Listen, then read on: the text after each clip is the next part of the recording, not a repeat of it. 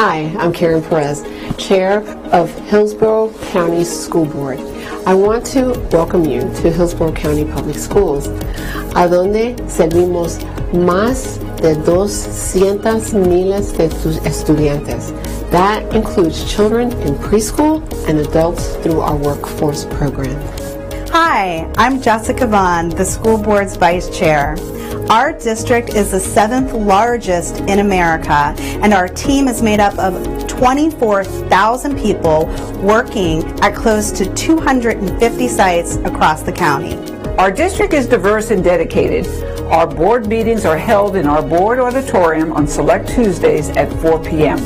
The best way to serve our students and our community is to involve you, the public, in what we do. You are welcome to meet or email any of our board members and follow our district on social media. School board meetings are covered live by Hillsborough Schools TV on Spectrum 635 and Frontier Channel 32. Meetings are also streamed live on our website at hillsboroughschools.org. Closed captioning is provided on all broadcasts, and past meetings are available in our online archive. We are interested in what the public has to say. We'll include time for audience comments before we address our business items. Our agenda and any supporting materials can be viewed online in advance. They are posted 7 days before each meeting on our website at hillsboroughschools.org. Our vision is preparing students for life, and that means all students every day. Todos los estudiantes, todos los días. Thank you for your interest in education. With your help, we are making decisions that shape our community's future.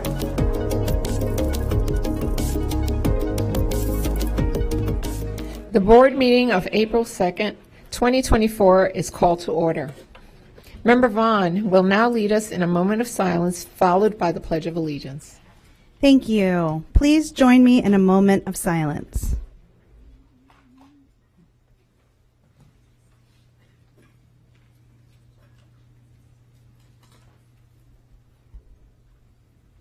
Thank you. Now please stand for the Pledge of Allegiance.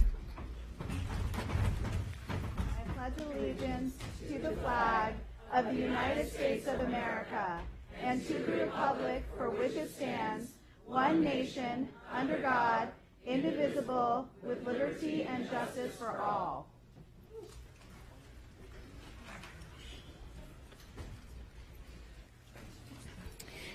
Thank you. Member Vaughn, will you please acknowledge our student entertainment? Yes, thank you, Chair Perez. I would like to thank the Sickles High School Orchestra, along with Principal Krista Luoff and Music Director Portia Bradley. These wonderful students entertained us prior to the start of our board meeting. At this time, we'd like to invite the students up to introduce themselves. My name's Ronan McCulley. I am a senior and I play double bass. Hello, my name is Matthew Hansen. I'm in 11th grade and I play the viola. My name is Evan Farnan. I'm a senior and I play the viola. My name is Gage Wolf. I'm in 11th grade and I play the bass. I'm Yul Liu. I'm in 11th grade and I play violin. I'm Miracle Wright. I'm in 11th grade and I play the viola. My name is Sarah Marimon. I'm in 9th grade and I play the cello. My name is Cassidy Critterton. I'm a senior and I play the cello. I'm Camila Montalegre. I'm in 12th grade and I play the viola. I'm Edison Liu. I play the violin and I'm a junior. My name is Layla Patterson. I'm a junior and I play cello. Elizabeth Barrage, 11th and double bass. My name is Lorelai Kersey. I'm in 10th grade and I play the viola. My name is Diana Gomez. I'm a 10th grader and I play the violin. My name is Emma Curley. I'm in 11th grade and I play the violin. I'm Sophia Myers. I'm a senior and I play the viola. My name is Sabrina Fontanari. I'm a senior and I play the cello. My name is Isabella Rondon. I'm in 11th grade and I play the violin. My name is Jelena Bohigian. I'm in 12th grade and I play the violin. I'm Yana Lee. I'm in 10th grade and I play the violin. I'm Haley Schmansky. I'm in 11th grade and I play the violin. I'm Ava Mbawadakar. I'm in 12th grade and I play the violin. My name is Valeria Fava. I'm in 9th grade and I play the violin. I'm Siri Kakumanu. I'm in 12th grade and I play the violin. My name is Venus Peretta. I'm in 12th grade and I play the violin. My name is Ali Cardenas. I'm in 10th grade and I play the violin. I'm Emily White. I'm in 11th grade and I play the cello. I'm Lana Tran. I'm a junior and I play the cello. I'm Crystal Leon. I'm 11th grade and I play the cello. I'm Jasmine Wen. I'm in 11th grade and I play the violin. I'm Amber Wynn. I'm a senior and I play the viola. My name is Portia Bradby, and I have the honor and pleasure of being the orchestra director at Sickles High School. Thank you for this opportunity and supporting music in our schools.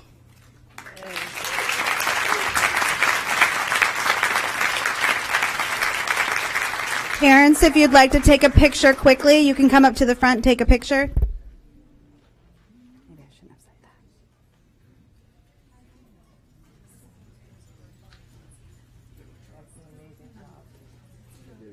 Great job, ladies and gentlemen. Enjoyed it.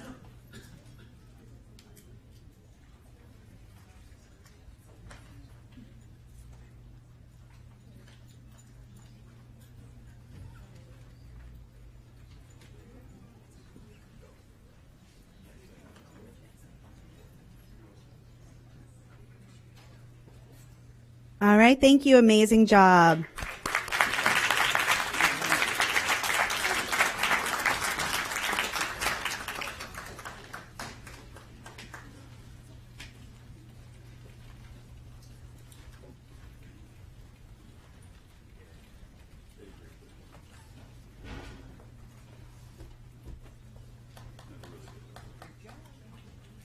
You guys did amazing.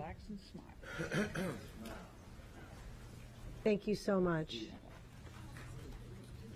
That was amazing. You did great. We have no withdrawn items for today. I need a motion and a second to adopt the agenda. I have a motion by Member Combs and a second by Member Gray. Any discussion? Seeing none, please vote when your lights appear.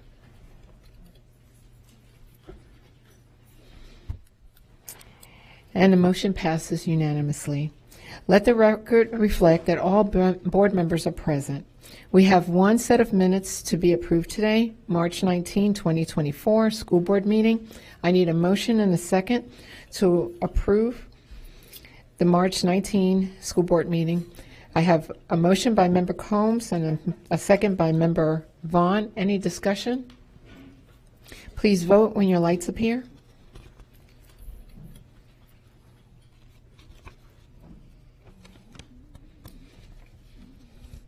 And it passes unanimously. Board members, I would like to go over the format of today's meeting. As a reminder, we are a nonpartisan board who believe all children can be empowered to learn and succeed. Our decisions will be made with that understanding. To pave a way for efficient and effective agenda statements and/or questions, board members will have 5 minutes to speak with 30 seconds for final thoughts. Afterward, the superintendent can respond if you have further questions. You're asked to get back in the queue. Member Vaughn will now read the board guidelines. Thank you. As we begin this afternoon's meeting, please allow me to quickly review the format of our school board meetings. Please silence all electronic devices. There are speakers in the room behind me that allow board members to hear the meeting upon stepping away from the dais. This meeting can be viewed with closed captioning on the live webcast, on cable TV, and on video monitors here in the auditorium. It can also be viewed with closed captioning in the online video archive. We have one item scheduled for time certain. That's 6 p.m. for employee input. We have recognitions. A1, recognition for Florida School Volunteer Appreciation Month, April 2024, and Member Rendon will highlight this recognition. Thank you, Madam Chair. Florida School Volunteer Appreciation Month. Hillsborough County Public Schools has more than 60,000 volunteers, community partners, and mentors that contribute nearly 400,000 volunteer hours every year. Our volunteers assist teachers and staff, help in the media centers and cafeterias, and help organize after-school activities. Volunteers give of their time to help our schools become even better places to learn. This month is dedicated to honoring all the volunteers in our schools, as well as encouraging volunteerism. We are grateful for our volunteers who have shown outstanding dedication and commitment to the quality education in Hillsborough County. Thank you. Any questions or comments on that? Okay. The board welcomes comments from citizens and values your input to the board. In order to provide most comprehensive response to your comments, our staff will follow up with you and will keep our board informed about the responses. Our school board respects the public's right to speak to the board, and we appreciate you taking your time to be here. However, it is requested when you address the board, comments not be directed personally against a board member or staff member, but rather directed at the issues. Any behavior intended to interrupt the orderly conduct of this meeting will not be allowed. The civility policy is in place. When addressing the board, please state your name and speak clearly into the mic. This afternoon, each speaker will have 2 minutes.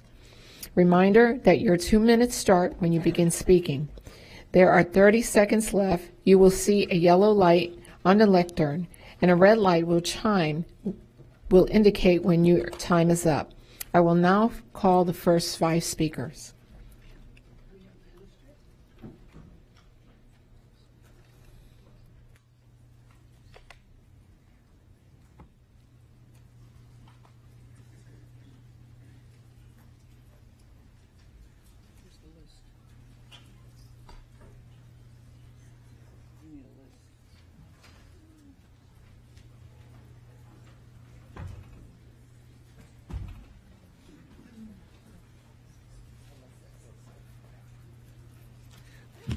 Hello, my name is Susan Virginia Davis, and I'd like you all to try to cut out the waste in the district to save money.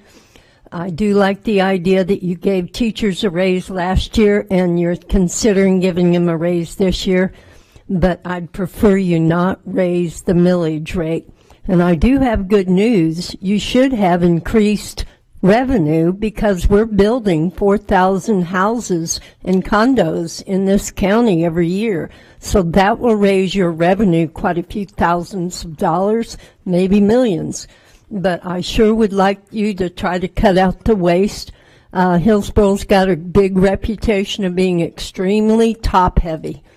And you've got an awful lot of positions at the top, and you really do need to help the teachers out. There's plenty of assistant superintendents, area directors, directors of different subjects, and even director of elementary, director of high school. You've got all these hierarchy people, and that could save you money if you lower that. Also, you have reading coaches probably still, and ESE specialists, and some high schools have 6 assistant principals. That's pretty top-heavy.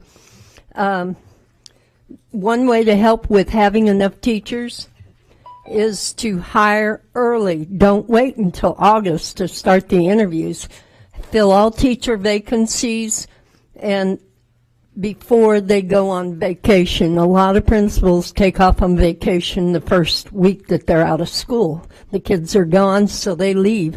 It'd be better to hire people early in the summer and fill your vacancies before you leave. Another strong suggestion is less police on campus and replace them with security guards. Thank you. Thank you. Next speaker.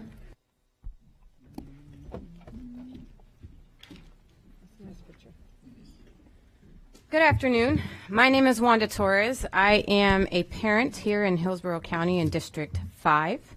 And I will be reading an excerpt from a book called This Is Kind of an Epic Love Story. This is found in 13 high schools and 1 middle school. He buries his face into my neck. His fingers move around, and I can tell he's trying to be gentle, but the more he moves around, the more I get used to it, and the more it starts to feel good. His mouth moves against my ears. He's breathing against my neck, and he asks if it feels okay. I know he's trying to be gentle, but I don't quite know how to say it. I nod. Ollie pulls away and seems to swipe a condom from midair and rolls it on. A wave of nerves wash over me. He pushes in slowly, and great pain surges through my body. I almost push him away. He pulls back and he says, "Does it feel good?" I try my best to smile and nod, but I can tell that I'm grimacing. I won't bother to read more of this, but what baffles me is that you guys would defend having books like this in the schools when you guys can't even lower the amount of F grade schools we have. There's truly no room for content like this until we fix that. Thank you. Next speaker.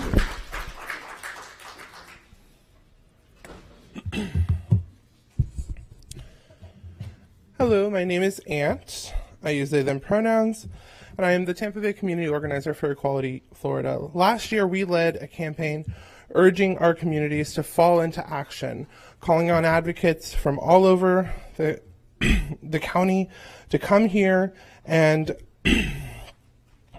demand that their districts protect every student and respect every family. I'm so pleased that I get to come here to thank the board, superintendent, and his staff for doing just that, for their efforts and commitment for that. This spring, we are asking our advocates to urge districts to bring back books.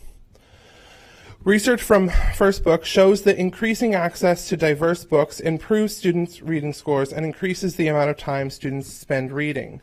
We need you to adopt pro-literacy policies to increase outcomes and to continue to protect every family and protect every student and respect every family.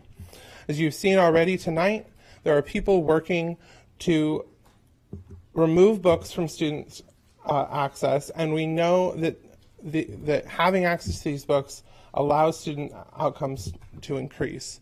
We know that seeing representation in our school libraries and classroom libraries is desperately important, and we know that classroom libraries can be diverse now that we have a settlement that clarifies exactly how the Parental Rights and Education Act is intended. So I'm asking this district to consider pro-literacy policies, as I know it is committed to doing. Thank you. Thank you. May I get speakers 6 through 10 to line up, please? Next speaker.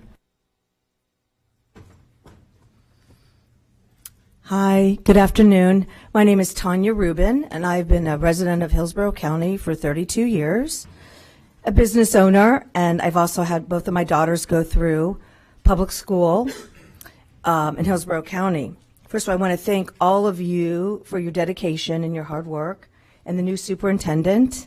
Thank you. I haven't met you yet, but I look forward to doing so. So I love it that we can have synergy and work as a team.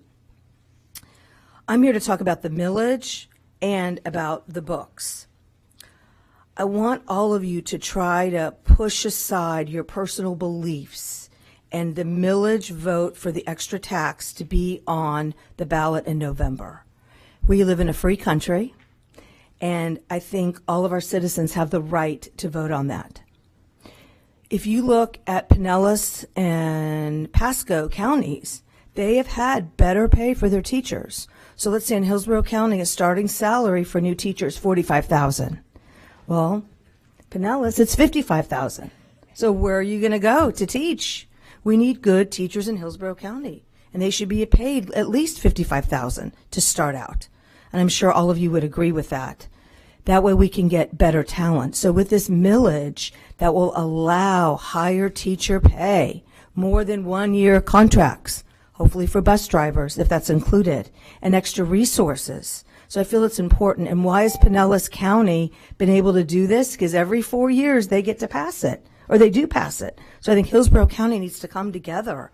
If you have kids in school, my kids are in college now, but it's important. And then on the books. I hope that you will continue the process to let books that have been banned be reviewed to be back in. It's so important. Our kids here are here to learn, and it's just so important that we can't let our kids and the libraries. We're not living in Russia. Thank you. Okay. Thank you for your time. Next speaker.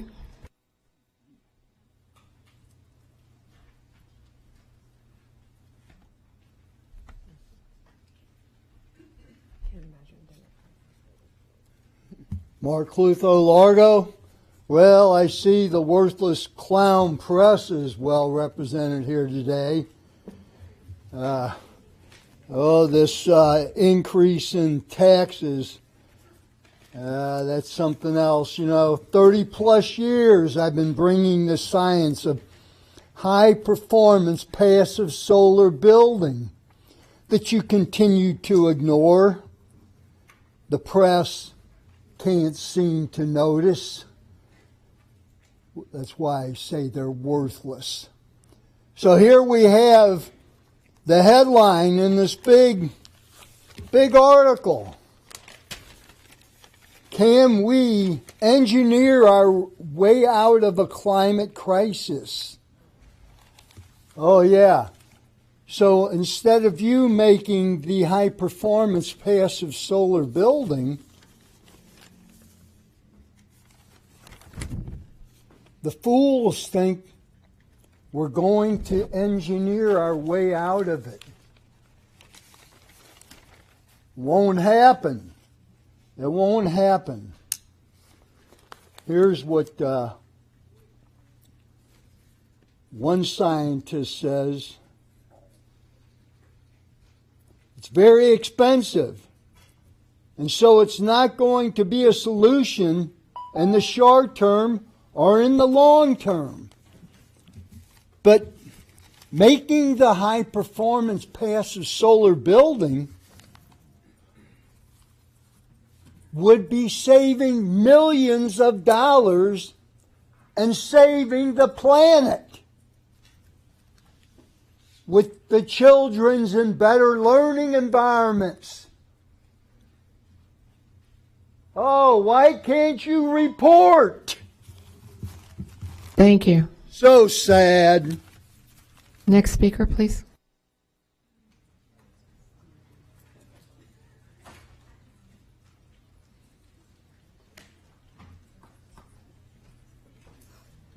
Hi, my name is Alexis Carminati. I've been a citizen of Hillsborough County my entire life. I'm 41 years old. And I'm here to read an excerpt from Men of War, because I grew up with a mom who actually read school books to me. There was a program when I was in high school, and I had read over 200 books from the library, and my mother read them to me out loud. And I want you to imagine my 34-year-old mother at the time reading this to her 14-year-old child. My hands brush every inch of her, palms open on her nipples that were so sensitive her sounds grew wild, and her knees clamped on my hips. We switched positions, and I sank between her legs. Indy tossed herself backward on the bed, and I tugged away for her underwear, kissed her wide open until her body rippled and arched, and she nearly pulled my hair out. She came just like she changed her clothes. I really want you to imagine my 34-year-old mother reading that to me, because I got that book in a library that said it was appropriate for a young adult. That's page 188 of Man of War. And it's talking about two transgender girls. Now, I'm someone who read Oprah's book club books. My mother read to me She Comes Undone, read to me The Reader, which is clearly talking about an inappropriate relationship between an older woman and a young boy.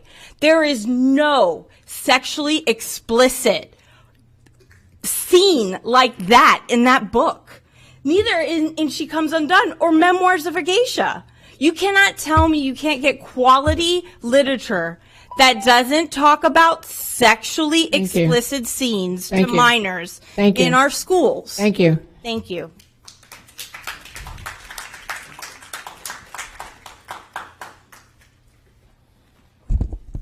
Good afternoon. My name is Marlon Edwards. I'm a student at Blake High School. I'm a drum major in the marching band. I'm part of the concert band and jazz ensemble. I'm also in the student advisory council and active in our school. I want to say thank you guys for what you do. You guys are appreciated.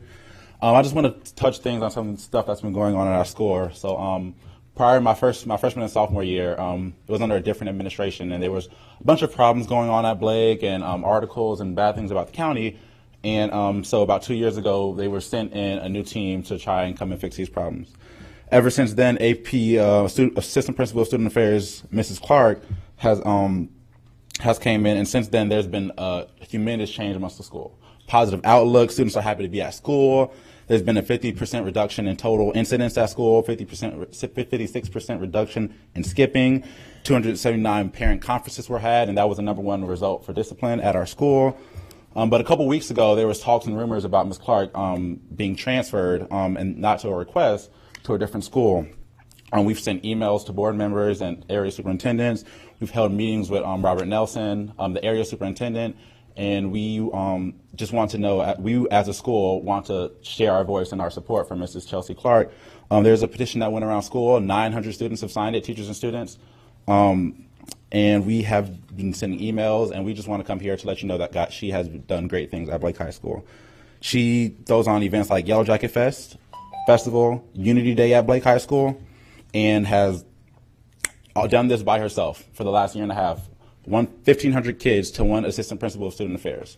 So all these changes until last year when our new assistant principal was brought in has been done under her ruling. And if you guys know anything about education, you guys have been here. That's a great and powerful thing.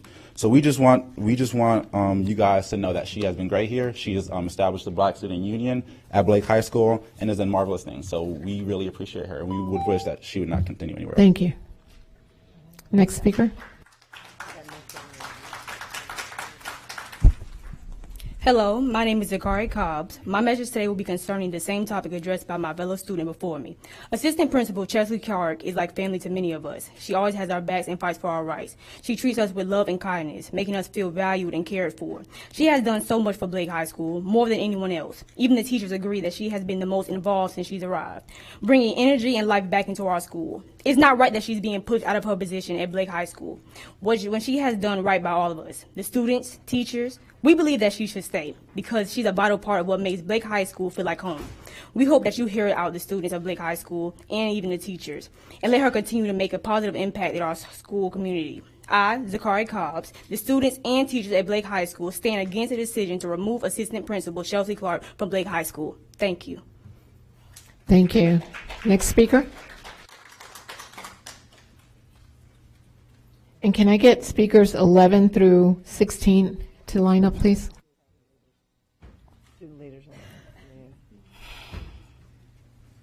My name is Alyssa Marshall. I'm an 11th grader at Howard Blake High School. I'm here to speak on behalf of my student body regarding our assistant principal, Chelsea Clark. In the short time that our assistant principal, Ms. Clark, has been at Howard W. Blake, she has made her objective clear, standing by her students and providing them with a sense of belonging and community, while teaching them valuable lessons for their future endeavors. During the month of February, Ms. Clark brought together a team of students to put on a show to educate the student body on the importance of knowing your own greatness, the impact you have in this world, and the changes you can make. Students were excited after seeing the show, especially that they would love to be a part of a program that highlighted an active community. I, Alyssa Marshall, stand here in front of you today to express my concern for the future students of Howard W. Blake High School. Without these programs and events to shine light on the importance of our own journey and path we must walk, I worry that students feel misguided without the presence of a strong, warm, level-headed individual as Ms. Clark. Thank you. Thank you. Next speaker.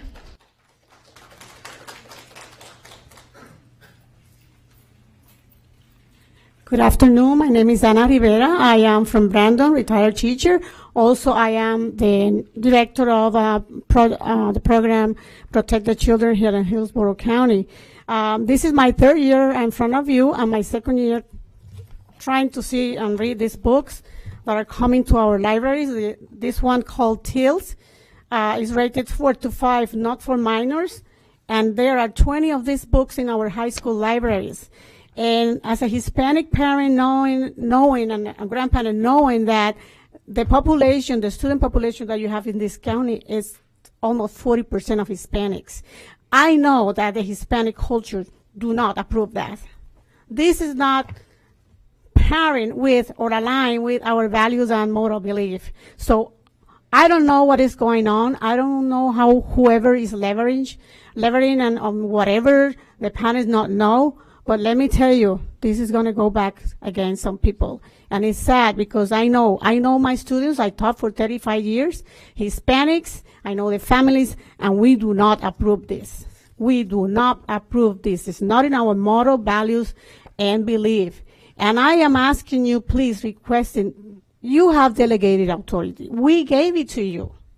Why you are not using that authority in a way on behalf? Yes, minority people sometimes are not aware of things, but please, you are aware. You can make decisions, and you are not going to tolerate this anymore. Please, thank you. Thank you. Next speaker.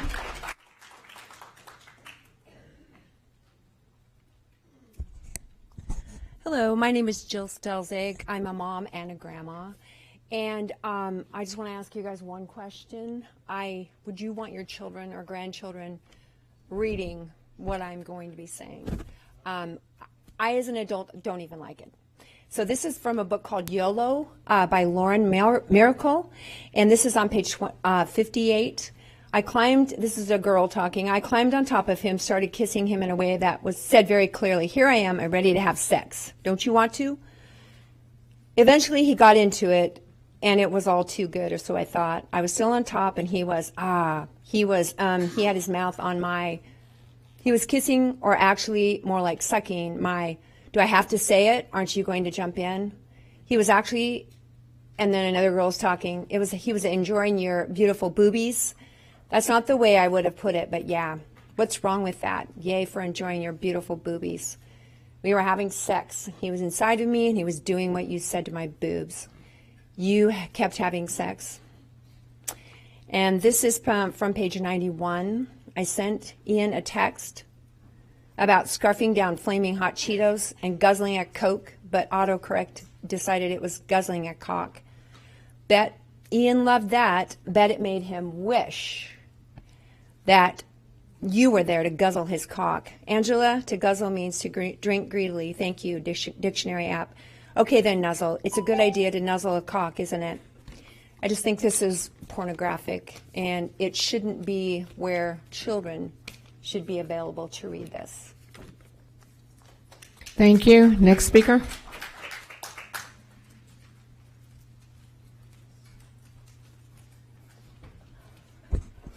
Hello, I'm Roxanne Bunton, and I read The Anatomy of a Single Girl, and the book personally offended me.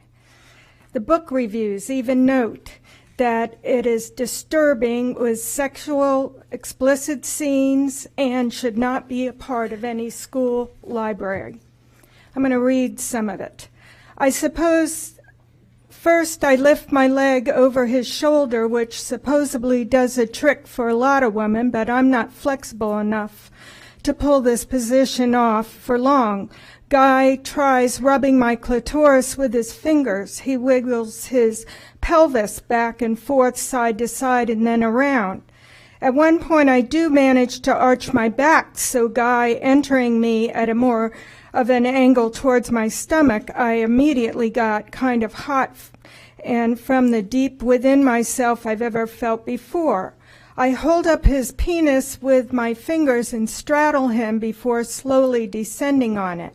Guy gently pushes his pelvis upward, so I begin moving with him and then against him. The intensity is beyond anything I've ever experienced before. The shriek I let rip certainly doesn't sound like I'm enjoying myself, etc.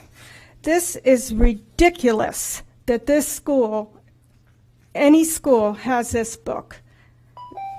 Also, I would like to note that I would like you to vote no on the referendum. Thank you. Thank you. Next speaker.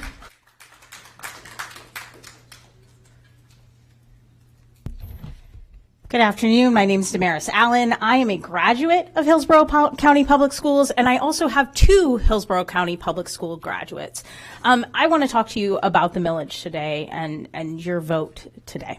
I could talk about how this board has worked very hard to make sure that we are fiscally responsible, that there is transparency in the budget, and I appreciate that.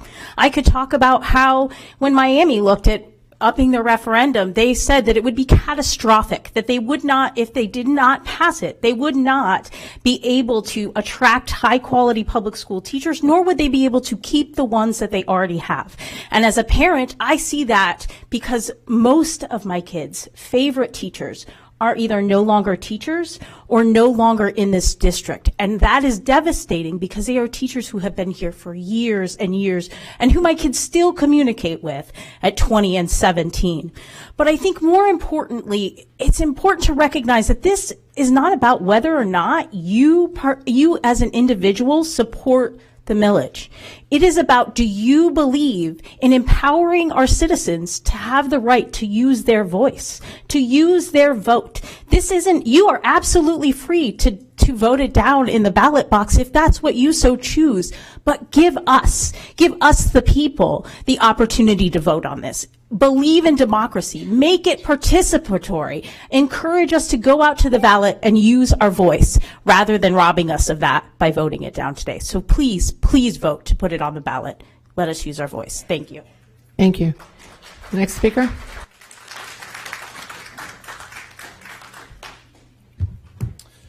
Members of the school board, Superintendent Ayers, and staff, my name is Bob Moss, and I'm the Chief Operating Officer for the Tampa YMCA.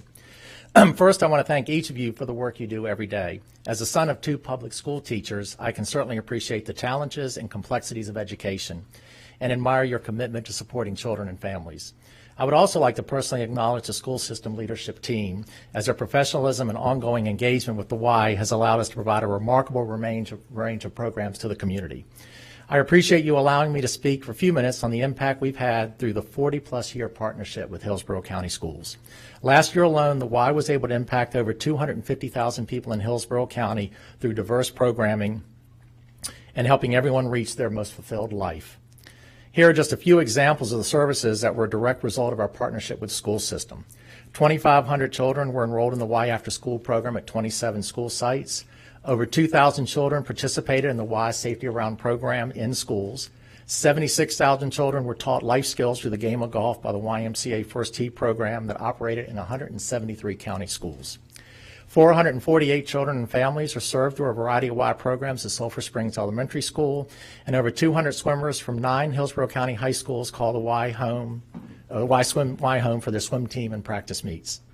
The Y provided over 12,000 pounds of food to over 29,000 children living in food deserts. These are just a few of the examples of the impact that is made possible last year, directly linked to the Y Before and After School partnership with Hillsborough County Schools. Working closely with the school systems, we can continue to strengthen our community through a broad range of services to support the educational, emotional, and development needs of our kids. I encourage you to affirm our continued partnership through the after-school program.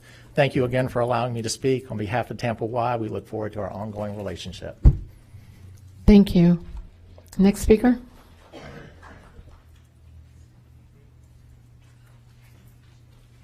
Good afternoon. Stephanie McNeil, HSEF, the Blue Collar Union here in Hillsborough.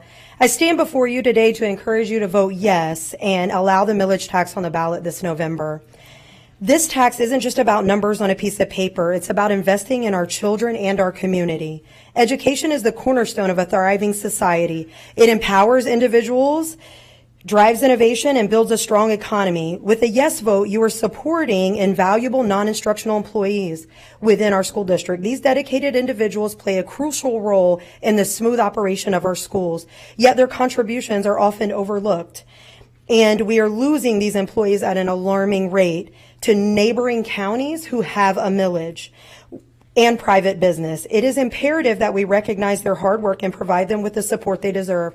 Non-instructional employees, including custodians, bus drivers, bus attendants, student nutrition workers, security officers, and maintenance, are the backbone of the educational system. They ensure that our schools are clean, safe, and conducive to learning.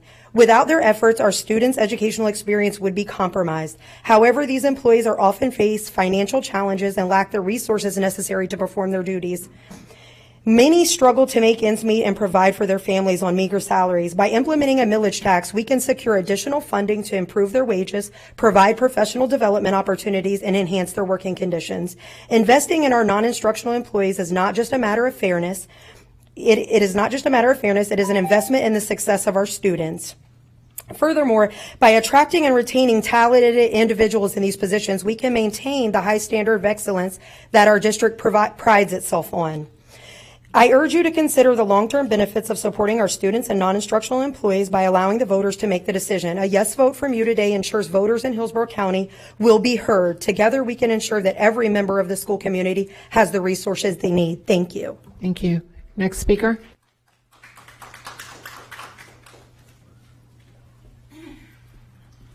Hi, I'm Christina Younglove. I represent Lutz Working Families, and I just wanted to bring to your attention about the host summer program that is not going to be in our county or in our community this summer.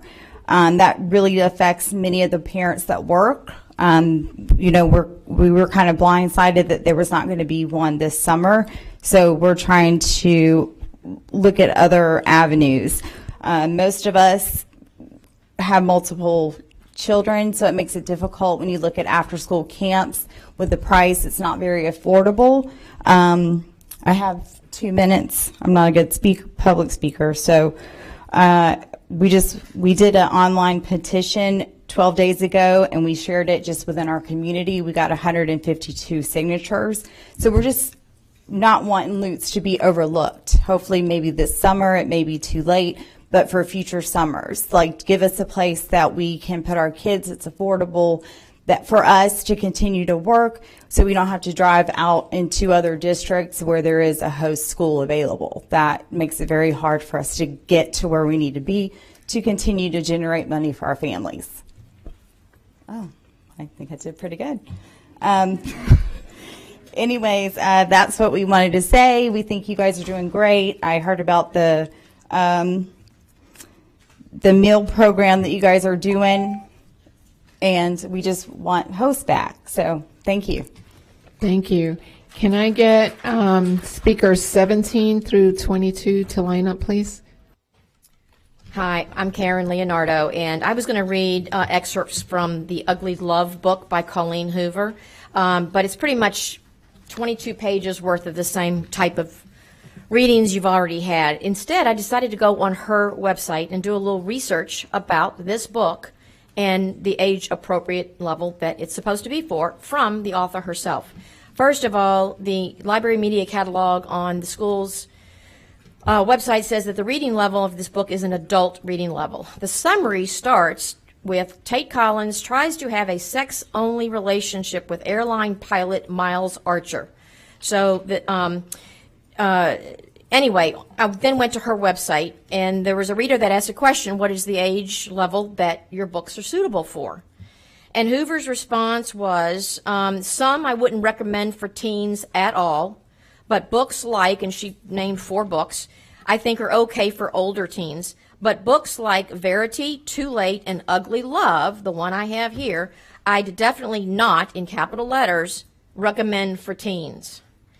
The site also suggests that her books are generally recommended for readers age 17 and up due to the subject matter in her books.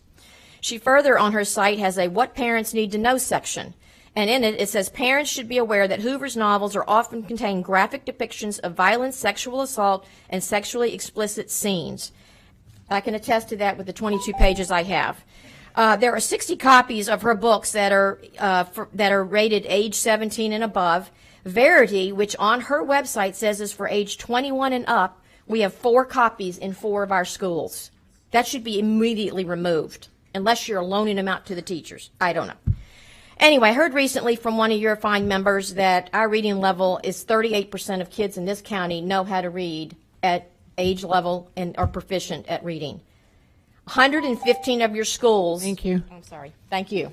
Next speaker.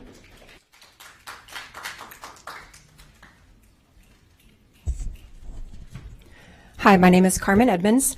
I'm going to be reading from American Psycho today. This book is in 2 of our high schools, one being Steinbrenner, which where my kiddos went. If I'd have known these books were there, I would have gone ballistic. Also, there's a warning for 18 and older. Elizabeth is making out with Christy, both of them naked on my bed, all the lights in the room burning, while I sit on the chair by the side of the futon, watching them very closely, occasionally repositioning their bodies. Now I make Elizabeth lie on her back and hold both legs up, open, spreading them as wide as possible, and then I push Christy's head down and make her lap at her cunt. Not suck on it, but lap at it, like a thirsty dog, while fingering the clit. Then, with the other hand, she sticks 2 fingers into the wide open, wet cunt, while her tongue replaces the fingers, and then she takes the dripping fingers she's fucked Elizabeth's cunt with and forces them into Elizabeth's mouth, making her suck on them. Christy sits up and turns herself around, and while still on top of Elizabeth, presses her cunt into Elizabeth's gasping face, and soon, like in a movie, like animals, the 2 of them start feverishly licking and fingering each other's cunts. Elizabeth, totally red-faced, her neck muscles straining like a madwoman's, tries to bury her head in Christy's pussy, then spreads Christy's ass cheeks open and starts tonguing the hole there, making the guttural sound. Yeah, I say in monotone, stick your tongue up that bitch's asshole. While this is going on, I'm greasing with Vaseline a large white dildo that's connected to a belt. I stand up and hoist Christy off Elizabeth, who is writhing mindlessly on the futon, and I attach the belt around Christy's waist, and then I turn Elizabeth around and position her on all 4s, and I make Christy fuck her with it doggy style. So this book, the man is a psycho. He talks about raping people, murdering people, because this passage goes on and he murders both of these women in a very graphic way, and it just very graphically explains it. This book has no business being in our high schools, and people are talking about improved reading outcomes. These books do not improve our children's reading outcome at all. Next speaker.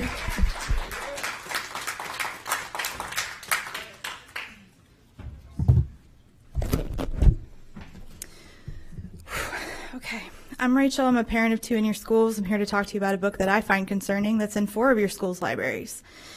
This book contains incest between a father and daughter, grooming, rape, self-harm, and child sexual assault. Reading it made me sick. This book is Redeeming Love by Francine Rivers. As I said, it resides in 4 of your school libraries, including Newsom High School Library, which also contains Identical by Ellen Hopkins, for which you're having an upcoming meeting on the 29th. Do you think there's a reasonable explanation for why one book in Newsom's library that contains this content has been challenged but not the other? 2 books, same content, but somehow one is going to be harmful to kids and not the other. Due to blatant double standards, we're now having a meeting about one book, but we will likely never have a meeting about the other book. You certainly have never seen me driving all the way to Newsom High School, an hour away from me, to challenge Redeeming Love, despite the fact that the book contains stuff that makes me sick. I would never have the audacity or arrogance to think that I knew better than the parents who have actively enrolled kids in that school. I trust those parents to make a plan with their media specialist about both books. I would ask that the same courtesy be given to me in making a plan with my media specialist for my 2 kids, rather than having one person's double standards be the reason the decision is made for me. Please prioritize parental rights rather than centering personal feelings, as personal feelings and double standards should never be the reason why new policies implemented and why some books are banned over others. These double standards aren't actually prioritizing the well-being of my children or anybody else's. Double standards don't make kids safer. Book bans don't make kids safer. No evidence has ever been provided to me that the available books are causing negative wellness outcomes for kids, despite these books being on shelves for decades. And Redeeming Love is included in that. My discomfort about Redeeming Love is not evidence. No one's discomfort is evidence. Or should I stand here and read some out-of-context passages from Redeeming Love and ask you to center your discomfort about them as if that's evidence? Discomfort shouldn't dictate policy. Evidence should. By the way, happy National School Libraries Month. What an ironic month for us to be having this upcoming meeting at which people who will never step foot in my kid's library will be showing up here to speak over me about it. Thank you. Next speaker. Good afternoon. My name is Mara Cruz Lance, and I'm a business owner and also a candidate for State House. And I am asking you not to put this on a referendum. Our taxes were increased. Every household was increased by 3%, and every business property tax was increased by 10%. I paid $110 myself of property taxes. So we did get an increase already, and we don't need another one. Also, we have the highest inflation rate in the nation, higher than California and higher than New York, right here. So we do not need another tax raise. People are struggling to pay their bills. They're struggling to eat. And our senior citizens are struggling the most. And second of all, I have an issue because I was told that we don't have porn in our schools. We do. And COVID brought that out. Parents are seeing this through the COVID. That's how we realize this. And we need not an opt-out, we need an opt-in. Those people that want to read these books need to be able to opt in and others be opted out. My grandson was had to read It's Absolutely Normal at Wilson Middle School. It was required reading. That's a pornographic book. It's completely illustrated in nudity. And I don't appreciate this. This is a personal issue, and I don't appreciate people being dishonest with the members. Thank you. Thank you. Next speaker.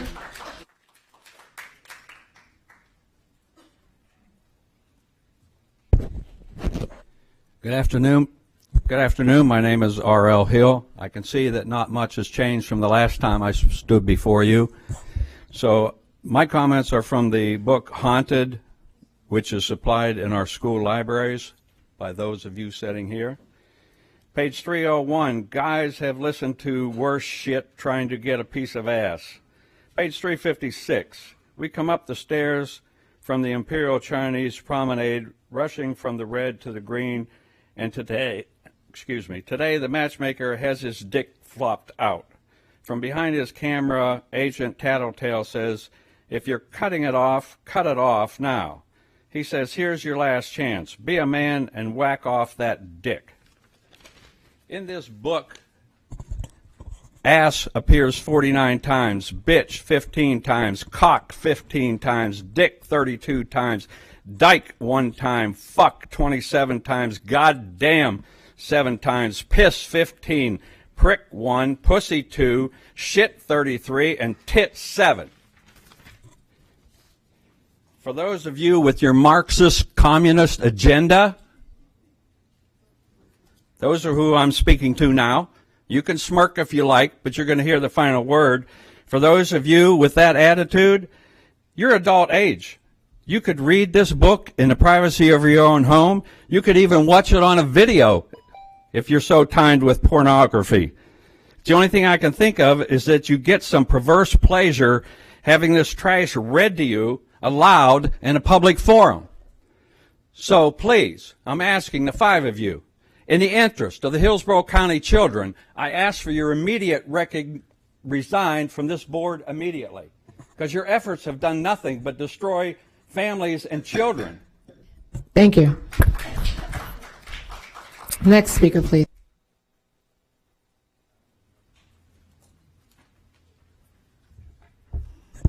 Good morning, or afternoon, I guess, everybody. Sorry, my timeline's a little messed up today. My name is Jen Flabeau. Many of you know me as a vocal member of our community and a dedicated single mom of 3 boys. 2 of my sons are enrolled in Hillsborough County Public Schools, and today I stand before you yet again, and as a candidate myself for this current school board, and asking the question that I've asked every time I'm here is why? Why are we here yet again discussing an increase in the millage rate? Why, especially in times like these when families like mine are doing everything to stretch every dollar at home amidst rising and record high inflation? Why? Why are we still here? Why have we not made a solid decision on this? Why? Our district's budget, and I'm questioned on this during my campaign often, they can't believe that we have a $4.4 billion budget. We have a $4.4 billion budget. Yet we're asking our taxpayers, this community, to sacrifice more. Why? Why? So it doesn't add up to me. It hasn't added up to me at all. We need to cut waste, not ask for more. We need to cut the fat, not ask for more. We need this board to stop spending recklessly without a shred of transparency on where the money is going. I understand the urgency of teacher pay and increase to generate more desire for our district. I do. Certainly, if I was a teacher, I wouldn't want to come work for this board either. But I do know that to keep our schools at the forefront of excellence, I'm fully on board with an increase in pay. However, when ordinary families like mine and teachers struggle to afford our basic necessities and tighten our belts, why are we asking them to do that? Why? We're taxing the same teachers that you're saying we're going to use this money for. What I would also like to see is more transparency on the language of this referendum. We did not clarify that the last time we were here, and I still haven't seen it yet to this day. Thank you. Thank you. Next speaker.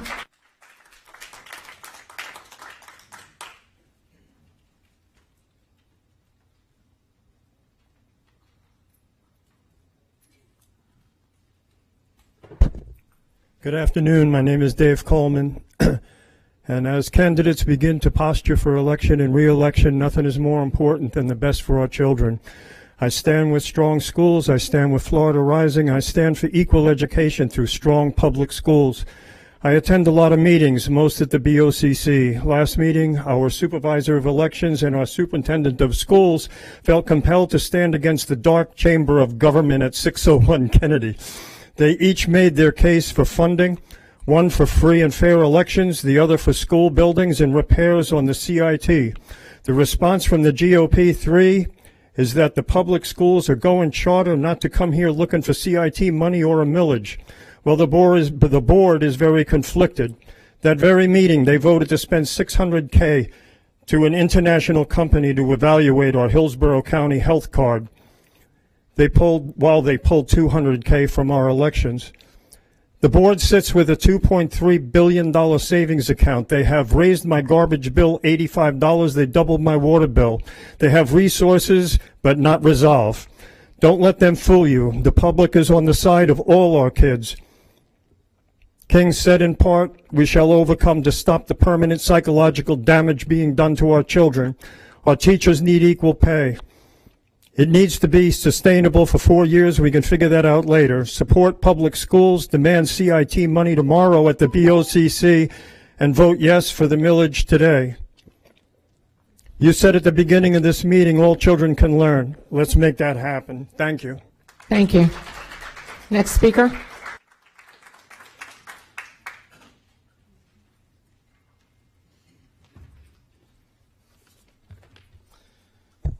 Good afternoon. My name is Joe Mangione. I'm the Executive Director for After School All-Stars. Thank you for having me. Thank you for being a partner with us for many years.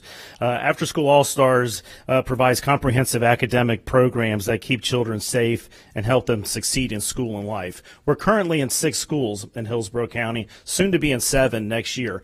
2 of them are public schools, Memorial Middle and Dr. Carter Woodson. We are a free program. I cannot say that enough. We get federal funding from 21st Century. We get state DOE dollars, United Way, Children's Board. We need to keep our program free. We do want to continue to expand our program also.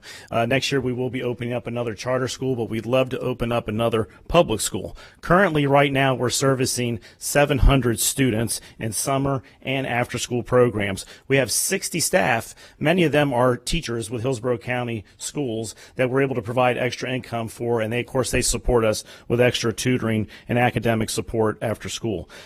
We also, I do want to say we are an A to Z after school program, and we can be that for you. We can also be an a la carte program. So right now we're partnering with Buchanan Middle School and helping the host program with tutoring. We'd love to do that more. So if there's opportunities to work with your schools, we'd love to do that. If there's those D, C, and F schools that needed extra help after school, it just takes a few extra $1,000 for us to be there. We hope that you will consider us with that support. We'd love to do it. Like to leave you with some quick statistics at Woodson.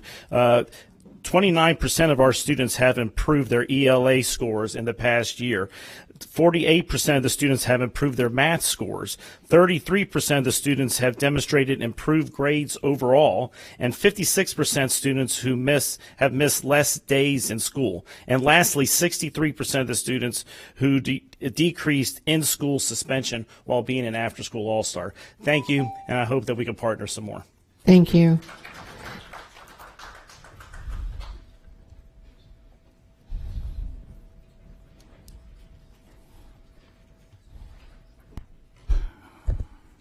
Good afternoon, board members and Superintendent Ayers. Rick Warner, a 50-year resident of Hillsborough County with two sons who have gone through the system and two grandsons currently attending.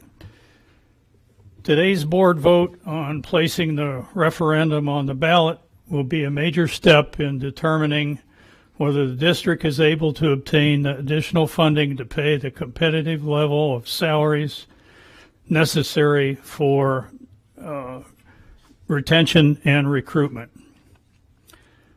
It's no secret that recent years have seen a dangerous increase in teachers leaving the profession and difficulties in recruiting, as evidenced by high teacher and bus driver vacancy levels. Those realities clearly have a negative effect on the district's capability to deliver high-quality education to all students. On February 27th, Superintendent Ayers delivered a compelling presentation of the need to pass the tax referendum to help close staff compensation gap between Hillsborough and other large and nearby districts. The selection of the statistics and the illustrations provided overwhelming factual evidence of the critical need. Outreach will be key to the success. If voters understand the need, the result will be a landslide. Superintendent Ayers is the perfect person to make the presentation to the public, as he has a complete grasp of the financial situation and the passion to make the case. In my opinion, we saw again on February 27th the wisdom of the board making him our superintendent. Thank you. Thank you. Can speakers 27 through 32 please line up? My name is Chris Beard. I was an avid reader growing up, and I still am an avid reader, but it sickens me to read this excerpt to you today. I never read anything like this until I started coming to these board meetings. The widow kissed the puppet husband and pulled off his leather trousers. He was equipped with 2 full sets of male goods, one in the front and another hanging off the base of his spine. The widow positioned her daughter on the abbreviated prong in the front, and herself took advantage of the more menacing arrangement in the rear. The 3 puppets bucked and rocked, emitting squeals of glee. When the puppet widow and her daughter were through, they dismounted and kissed the adulterous puppet husband. Great reading for our kids, isn't it? And I see that our media is here today, all lined up against a wall. And I know how they love to take sound bites and to take things out of context. But I would like to correct that context and say we are asking for age-appropriate literature in our schools. Did you hear that? Age-appropriate literature in our schools. And I also want to speak against the tax increase. And I have a suggestion for the budget that we replace the media specialists with parents not employed by the school. And I know how school administrators like to show sad faces of children and teachers and bring tears to our eyes because of their pay. But it's really a financial mismanagement. It's not about the teachers' pay. I know I would like to give them more. It's about financial mismanagement. And it's also about discipline in the schools. That's what I hear from teachers all the time. I can't take it anymore. Next speaker.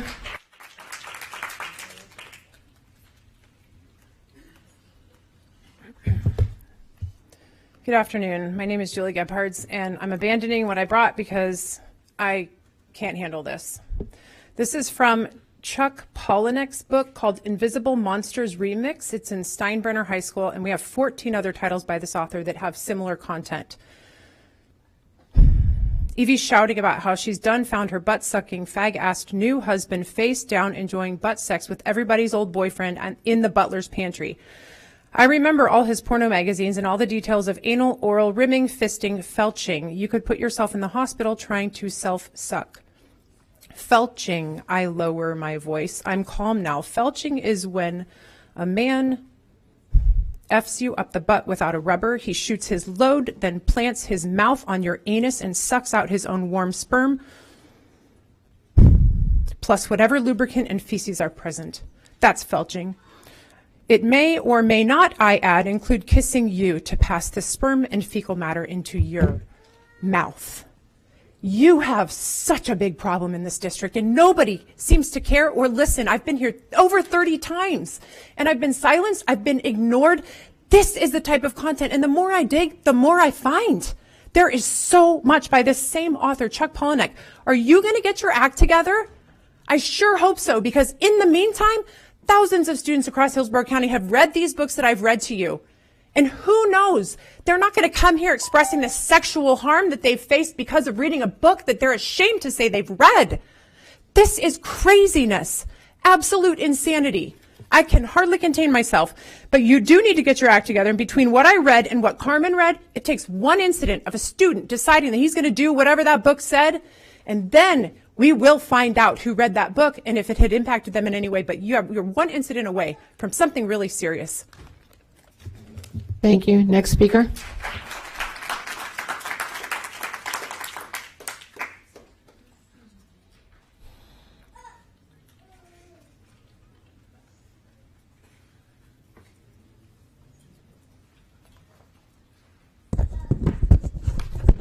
There is a child in this room.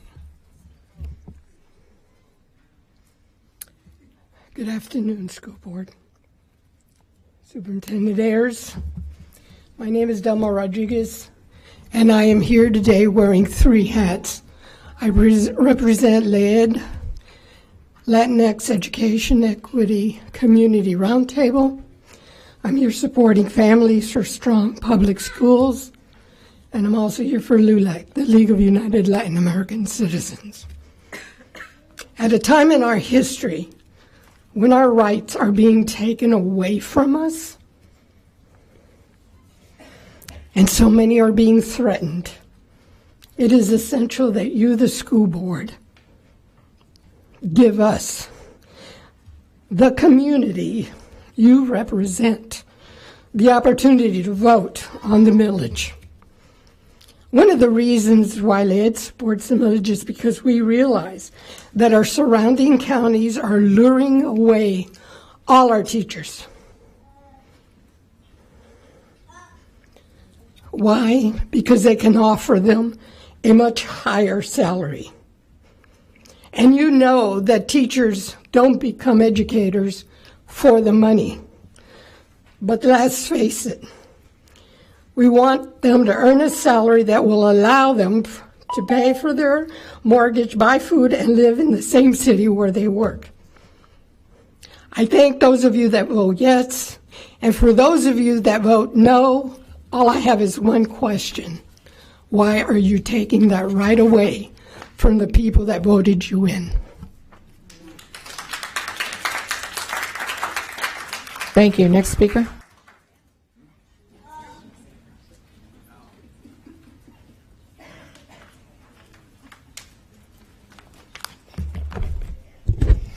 Good afternoon. Debbie Hunt, Executive Director, Hillsborough Citizens Defending Freedom. I have 2 issues tonight. The first is please vote no to the referendum. Property values have continued to go up for some time, and that increases the funds that are available to you for the budget. The other issue on that has to do with when you are increasing taxes in times of unprecedented, unbelievable inflation, it only increases the divide between those who are able to own homes and those who are not. It also is ridiculous to be taxing teachers so that they can get a raise to turn around and pay it back in taxes. And the way the referendum is written, there is no guarantee that any of the money goes to them. The second issue has to do with Florida Statute 1006.28 and how, as school board members, you each have the constitutional duty and responsibility to all students. It's all over your literature, all students. You are responsible for the content of all instructional materials used in a classroom, and you are responsible for all materials in school and classroom libraries, including reading lists, to ensure that there is no pornography or anything that is prohibited under Florida Statute 847.012, or that anything is inappropriate to a grade level or age group. Book after book has been presented to you, and it is abhorrent that you have doubled down on your book challenge process, taking months longer than previously to go through the process, instead of supporting parents that are concerned about what books are available to children or teens. Instead of removing books and considering it book banning, how about instead promoting it as porn purging? Thank you. Next speaker.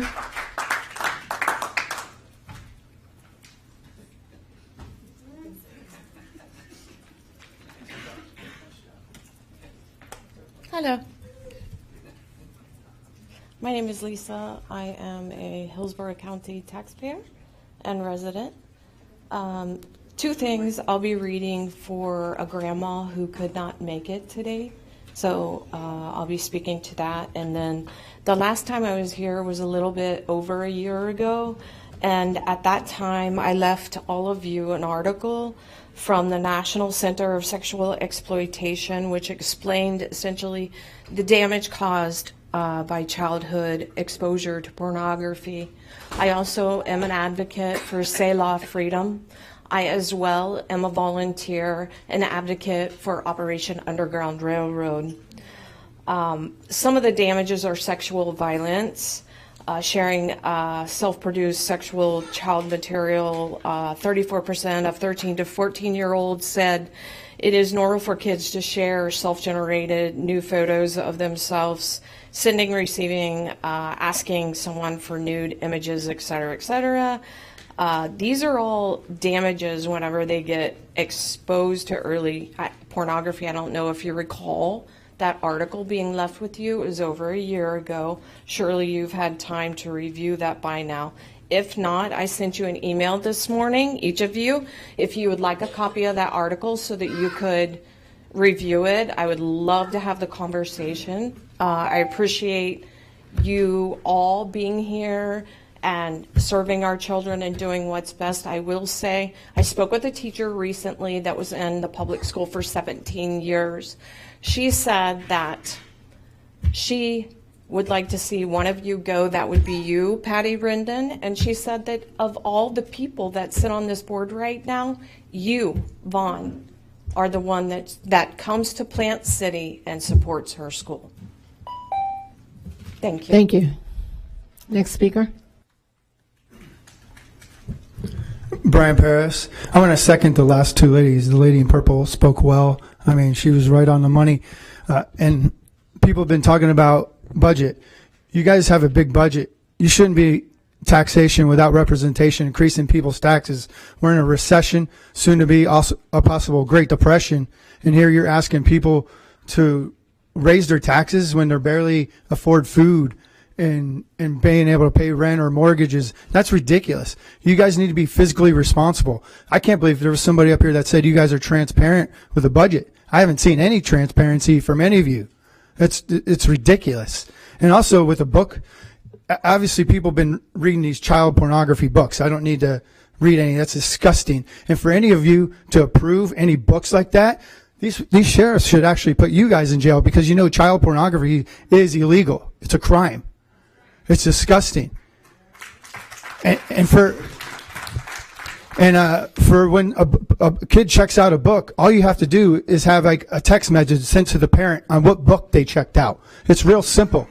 Have a little, oh, your child checked out this book today at the library. That way parents can be like, well, no, thank you, or okay. And what consenting adults do at their own home, that's on them. Who cares? We're talking about children. Children are innocent. They need to learn reading, writing, arithmetic, civics, maybe trade, learn financial fundamentals. It's ridiculous that we have to be here about child pornography. If you can lay your head down at night knowing the fact that child pornography is in our schools, then man, you guys need to really analyze your hearts. It's disgusting. Do not pass the millage. You guys already have enough money. People are suffering already in this economic times. Don't be like the federal government and just keep printing money and taking our money. It's ridiculous. You guys are stealing from us, and you guys should go to jail if you keep taking our money too as well. Thank you. Can I get speakers 33 through 38 to line up, please?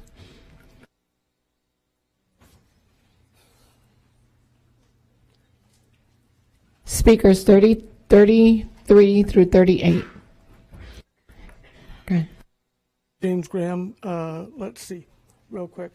I'm a victim of a school teacher back in 2004, a drinking driver, and I've got permanent nerve damage. I've got 3 cancers right now. I don't care very much. My biggest problem is I pay school taxes for children I've never had in schools. So it's time you send Joe and Jill home with a bill. Each student, start tagging with them with money. I'm working on this on the state level. So what my problem is also, the stuff they've been reading today so far is hilarious. I mean, it makes me want to go back to school sometimes. When I went to school, we didn't have air conditioning and all these luxuries, but we still became something. I actually managed to buy off properties and whatever else in my lifetime. But my biggest problem is I worry about, am I going to lose my home that has been my mailing address for over 63 years to you people? Because I'm going to get taxed out of it. So as far as the taxes go, I'm going to be fighting your tax thing, whether they put it on the ballot or not. And another thing, you know, I see where the mental illness is coming from in the students now. All of you.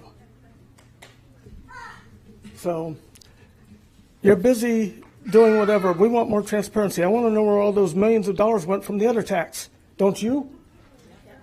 I mean, you know, you're overtaxing people. I get by on $1,000 a month. I want each and every one of you to get by on $1,000 a month. Can you do that? I don't think you can, but I want to see you do that. That's food and everything.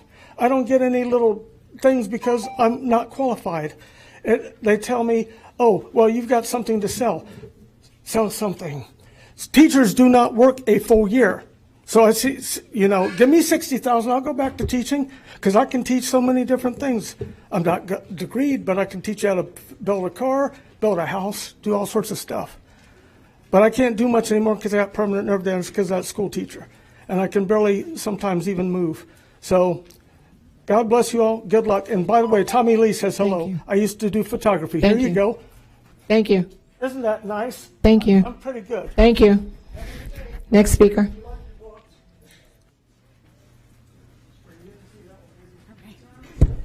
Better? Okay. Hi, guys. My name is Amy Marie Granger Welch, and I'm the president of the Hillsborough County Council PTA. Our council proudly supports nearly 200 local unit PTAs across Hillsborough. With a century-long commitment to the children of Hillsborough, we are unwavering in our dedication to ensuring every child's success and fostering the best possible education for them.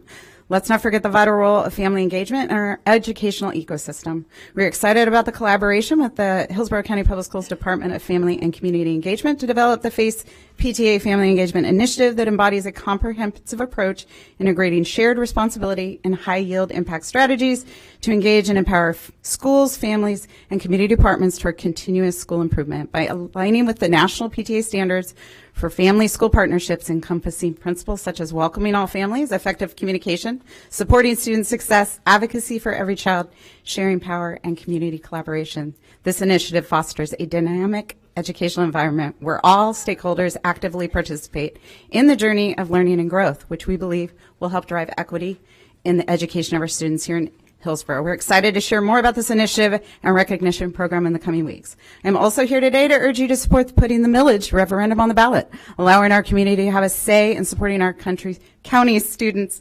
The dynamics surrounding community support for this initiative have shifted since the last vote. With changes in district leadership and a newfound encouragement from the current administration and cabinet overseeing Hillsborough schools, we find ourselves in a more promising environment.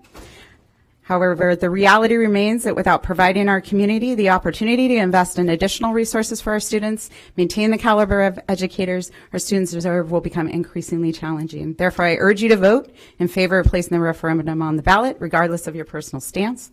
Let's empower our community to make an informed decision that reflects our shared commitment to the future of Hillsborough County's children. Thank you. Thank you. Next speaker.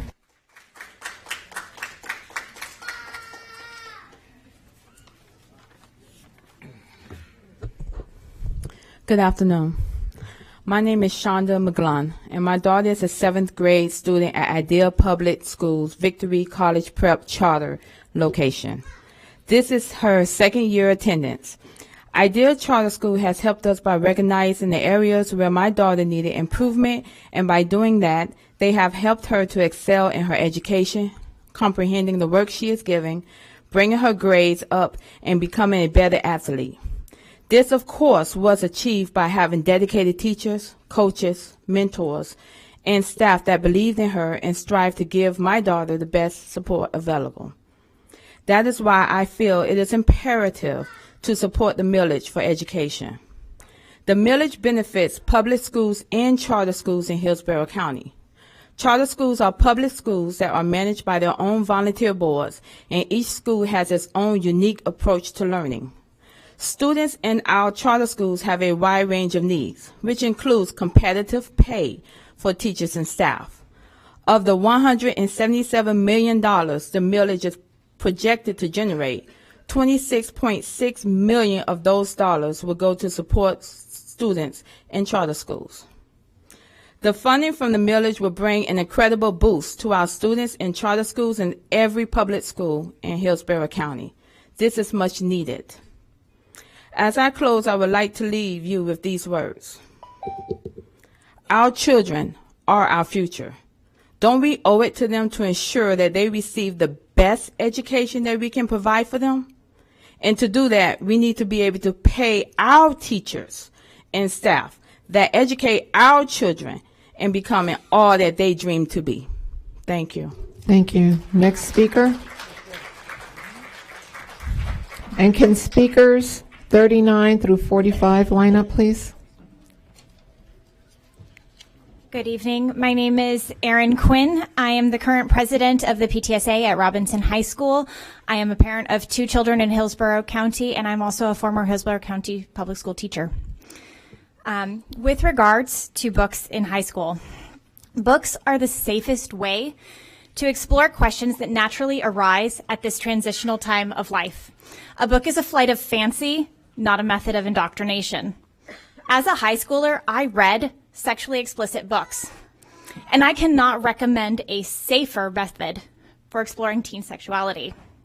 Rather than encouraging me towards sexual activity, it gave me a safe outlet, safer than experimenting with my boyfriend, safer than looking for videos and images online, which are easily accessible to any teen with a phone. I didn't need to try things for myself because my imagination was enough, and I can't say this more strongly, words are not pornography. Banning books doesn't prevent teens from exploring sexuality, it drives them towards less safe options. With regards to the millage, the bottom line is that the public needs the chance to decide on that issue. They need to be educated that we have a teacher shortage that isn't fixed by increasing class sizes or hiring unqualified or inexperienced teachers. As a former teacher in HCPS, I talked to my fellow faculty. Every single person I know has looked at job boards and considered a change in profession. Why? They need to support their families and themselves. I had to leave teaching because it negatively affected my health and my relationship with my children. The most common comment when I told my friends that I was stepping back was, "Good for you." Our teachers are working hard, but they are demoralized. If we want to keep experienced quality professionals in our schools, we need to pay them more than lip service. We need to compete with surrounding counties to help our teachers afford to live where they teach. I'm asking you to support the millage by putting the referendum on the ballot. Thank you. Next speaker.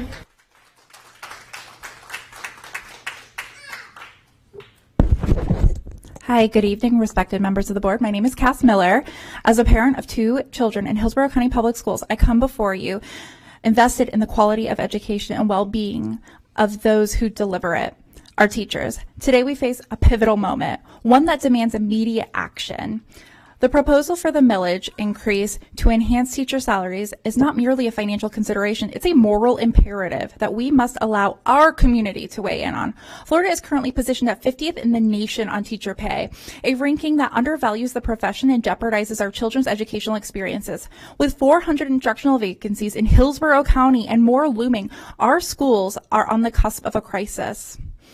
We are hemorrhaging talent, losing invaluable educators to neighboring districts that offer more competitive wages. The exodus not only undermines our children's education, but also diminishes our community's potential. I recognize, as many of you do, that relying on another tax supplement to increase teacher salaries is far from ideal. In a perfect world, adequate funding from Tallahassee would ensure that our educators are fairly compensated for their indispensable work.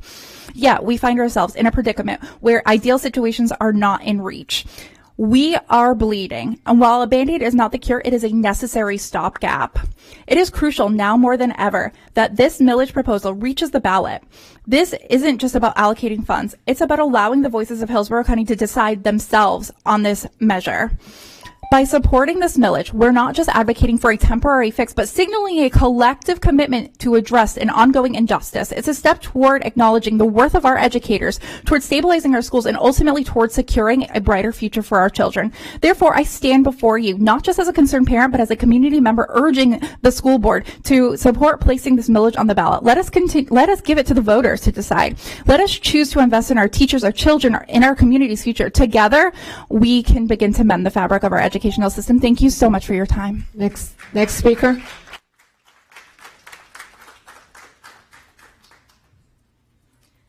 Good afternoon, school board. My name is Kylie Ellis, and I'm an advocacy manager at Idea Public Schools. I have the great pleasure of getting to work alongside many passionate charter school parents that care deeply about their children receiving a high-quality education.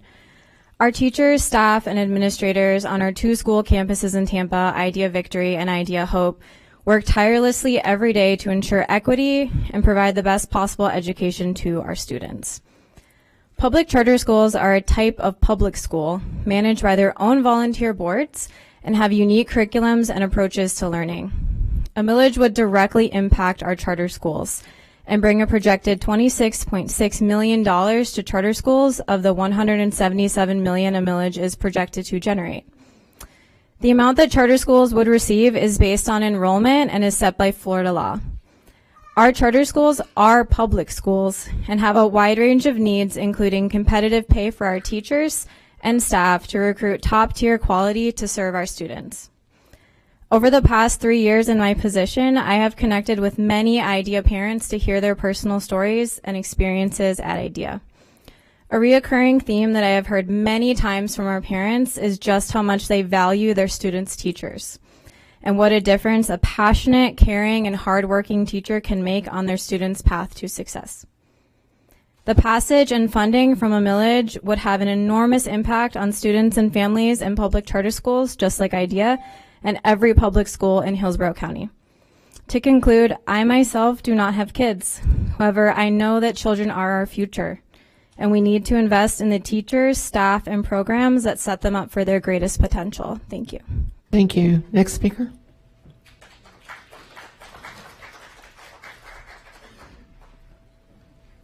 Good afternoon. My name is Michelle Mitchell, and I'm the Managing Director of Staffing for Idea Public Schools. And I'm here to ask you to vote yes to the referendum. Every day, I have the honor and privilege of finding talented, passionate leaders to come work for our schools and lead our efforts to get our students to and through college. This year has easily been one of the most difficult years, not because of the lack of talent, but because of a lack of competitive salary to make it affordable for our teachers to live, teach, and feel valued. 3 out of 5 of our strongest teacher applicants will turn down an offer of employment because of compensation, with about 72% of those individuals going to work as a teacher in a nearby district that has already passed a similar millage and is able to compensate their teachers at a higher rate. Additionally, 86% of staff members who resign from our classrooms list compensation as one of the main contributors to their decision to leave, often citing an inability to afford the basic necessities of life at their current salary. While the cost of living in Tampa has consistently increased over the years, teacher salaries have largely remained the same. It's an injustice that is long overdue to be addressed, and we have the opportunity to bring it back to the forefront of the minds for our community members by adding it to the referendum.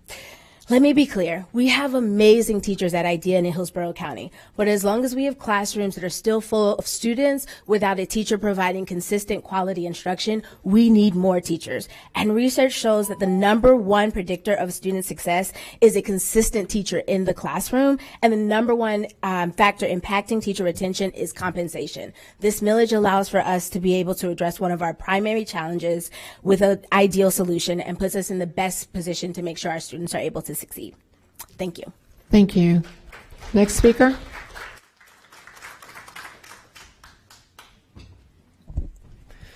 Hello, my name is Joe Sansonetti, and I'm the Business and Finance Chair of Charter School Leaders and the CEO of Trinity School for Children. On behalf of our member schools, our charter school leaders, I'm in here of support of the additional millage referendum.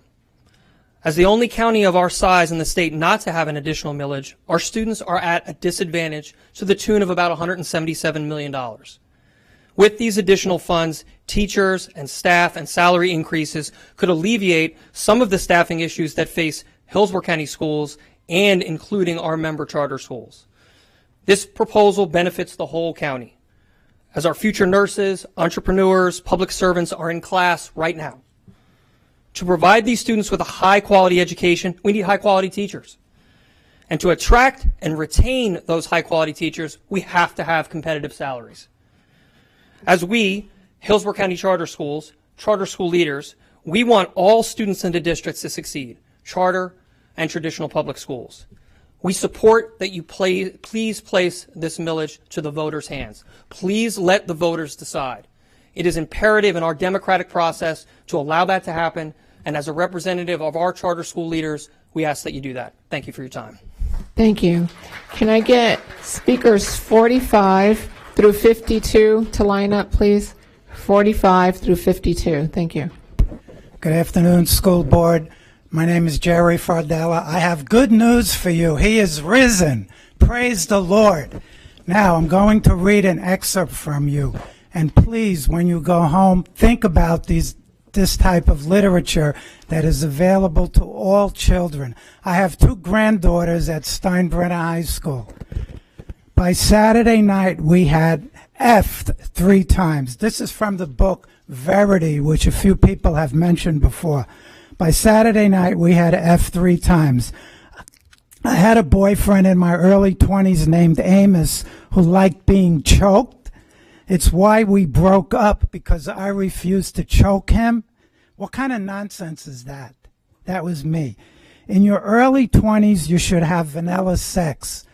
I never heard of that until I walked into the room, and I was in the service, and I know what goes on overseas and other places.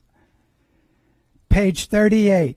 He's an ex-boyfriend who thought he was going to get laid, but instead was quietly rejected right before finding out I'll be staying with another man in another man's home. Page 63. My only goal when I went to a party was to get drunk on free booze and find a rich investor to F. I was also wearing a effable dress, and you know what word I'm leaving out. You have to do something about this.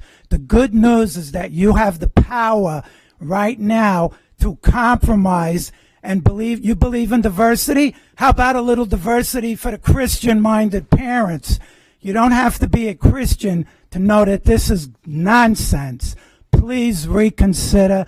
Thank you for listening to me, and I really hope you do the right thing. God bless. Thank you. Next speaker.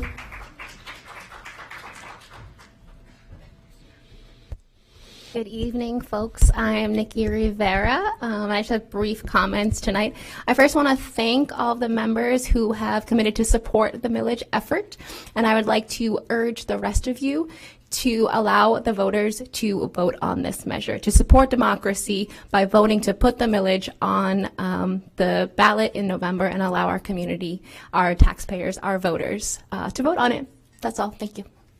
Thank you. Next speaker.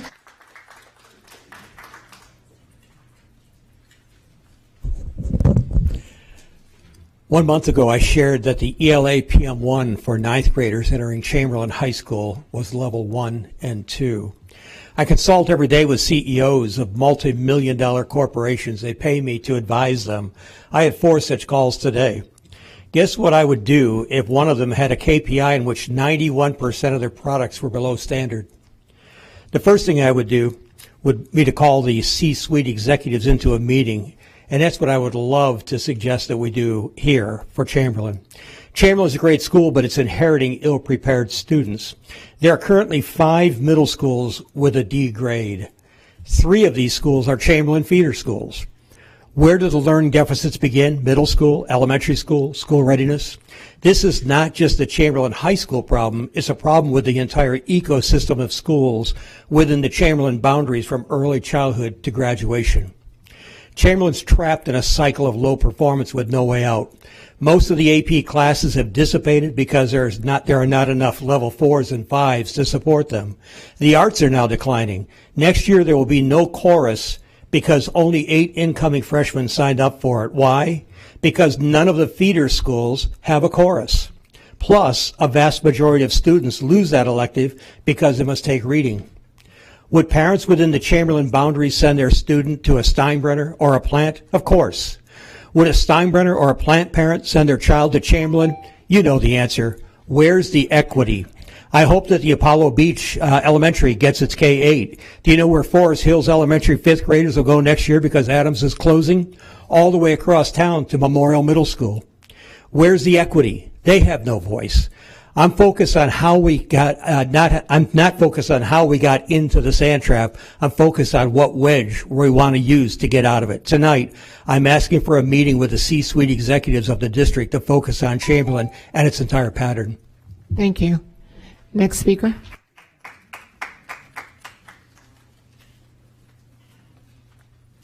Hello, I'm Tim Marks. I serve as the president at Metropolitan Ministries, and I want to thank the opportunity to speak to you all today. Since 1998, when we first started a charter school, we focused on promoting the dignity of homeless children, children who'd lost everything. And since that time, we have deepened that relationship with the district. For 10 years now, the Patricia J. Sullivan School has been changing the lives of homeless children on our campus.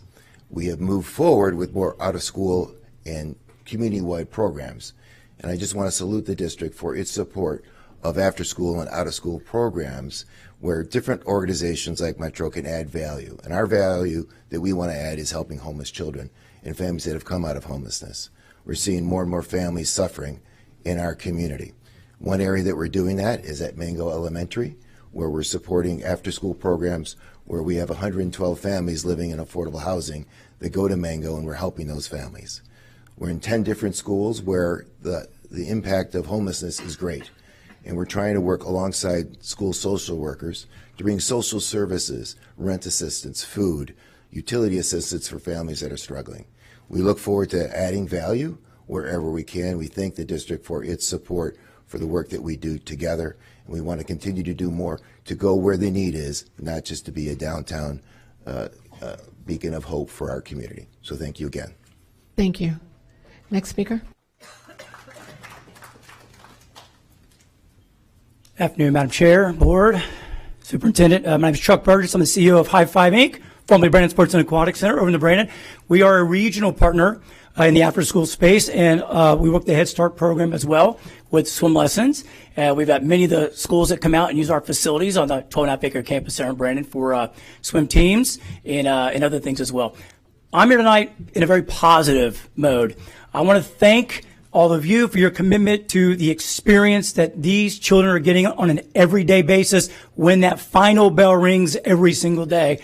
And then your partners then get to take over. Organizations like ours, the YMCA, the Boys and Girls Club, the After School All-Stars, they do phenomenal work every single day with the tens of thousands of students that are needing us, the things that we provide. And we know the district can't provide all that yourselves, and that's why you have partners like us. And so we are very thankful for the opportunity to have that partnership, to provide those services and needs. We are in a lot of spaces there. We are part of the fabric of the schools that we're in. You see our staff during the day at color runs and book fairs and things like that as well, which go beyond. We have family nights now that we're doing with a lot of the families. They do bingo and play games and make root beer floats and things together to really tie in that family unit a little bit differently. I also want to share with you the phenomenal leaders that you have on staff here. A lot of times they get overlooked. People like Tracy Brown, who is a phenomenal first-rate leader for this district, and Mike McManus, who took the baton from her and I think continues to elevate this program. And so again, thank you. Thank you, Tracy. Thank you, Mike, for all the work that all of you do. And we look forward to our continued partnership. Thank you. Thank you. Next speaker.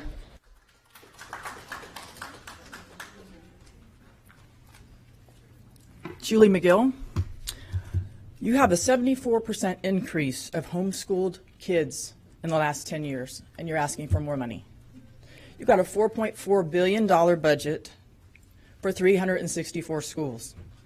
I believe we should be paying teachers better, but there's a better way, okay? Our taxpayer dollars, we don't even know where they're going because your budget is not transparent one bit. It's very generic categories. I'm going to give you an example. One is called remodeling. I'm a general contractor. There's $400 million in that category for 364 schools. There's something wrong here. We need transparency on the budget. You have not had a forensic audit in years, and I know you've been asked for it by numerous people. So I want you to vote no on the referendum. I also want you to think about these books that these people are reading to you. That blows my mind. I can't believe that we're even having a discussion. We couldn't say the F-bomb in school without being suspended, but yet you're allowing stuff like this in our elementary schools. That's disgraceful. Thank you. Oh, that's why I'm running for District 1 School Board. Next speaker. Next speaker. Hi, my name is Betsy Braden. Thank you for letting me speak. I'm from Tampa. Both of my kids went to Hillsborough County Public Schools. I'm here to talk about approving the millage for the November ballot. Please leave the decision to the voters. The state of Florida has the most teacher vacancies in the country. Florida spends the least in the country in teacher pay. We are number 50. Having substitute teachers all the time decreases learning. In addition to this, Hillsborough County is losing teachers to neighboring counties such as Pinellas, Pasco, Manatee, and Sarasota because they all have the millage, and our teacher salary is $6,000 lower. The millage can give the teachers an additional $6,000 a year and will help keep teachers here and make us more competitive. We can hire more college counselors, increase pay for support staff, and increase sports in the middle schools. Please be aware that the Republican majority at the county commissioners tomorrow are voting to stop funding public schools through the community investment tax. Charter and private schools are siphoning off public school funds. The teachers union can hardly help the teachers because the governor weakened the union. Public schools need money. Let the voters decide on the millage. And here is a quote for the book banners in the audience. As Wanda Sykes says, until a drag queen walks into a school and beats 8 kids to death with To Kill a Mockingbird, I think we are focusing on the wrong thing. Thank you. Can speakers 54 through 61 please line up? Next speaker, please.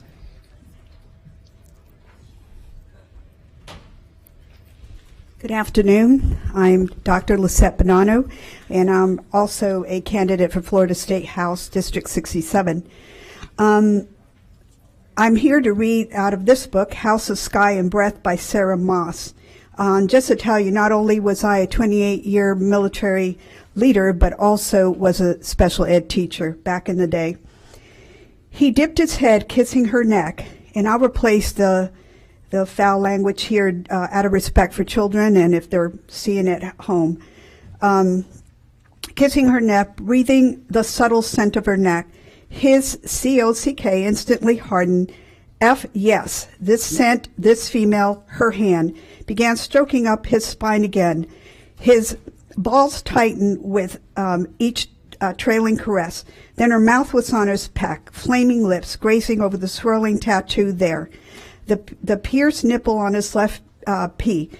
His tongue flicked at the hoop, and his brain went haywire as he realized he was naked or had somehow willed his clothes gone, because that was his bare skin she was touching, kissing.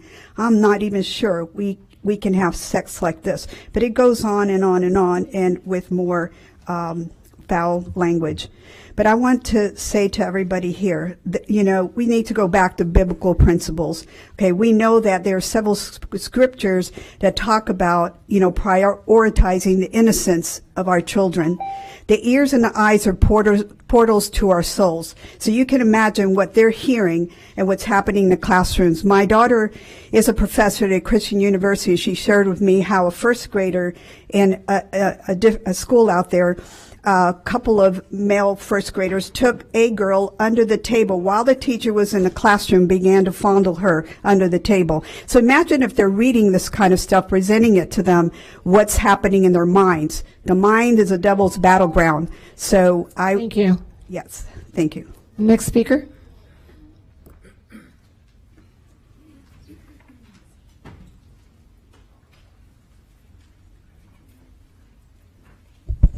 Afternoon, Madam Chair, members of the school board, superintendent, district leadership. My name is Freddie Williams. I'm the president and CEO of the Boys and Girls Clubs of the Suncoast and Boys and Girls Clubs of Tampa Bay. I understand many of you have consequential decisions here, so I'm going to keep my remarks brief. I want to commend the school district and the staff and board for your continued partnership throughout the years with the Boys and Girls Clubs.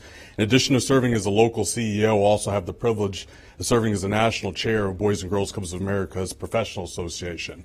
And through that role, I have the opportunity to meet many other Boys and Girls Club leaders, interact with other school board personnel and school board leaders throughout the country. And what we have here in Hillsborough County is something special. And you all need to be commended, and I want to thank you all for your leadership and your service to our community here. On the agenda here tonight, you have a partnership agreement, MOU, that you see with many out-of-school time providers and after-school programs. And I want to thank you for the opportunity to be able to better serve the community through out-of-school time and partners. When you look at the list of the partners, there really are stellar partners, not only Boys and Girls Clubs, but the Y After School All-Stars, Metropolitan Ministries, and others. And it's an honor to have the opportunity to be able to serve. With that, I also want to underscore, having spent time with our awesome superintendent of schools, Van Ayers, when we look at ways that we can partner with the community, it truly is around a singular focus, and that's creating the best environment and making sure that we can help young people here in our community.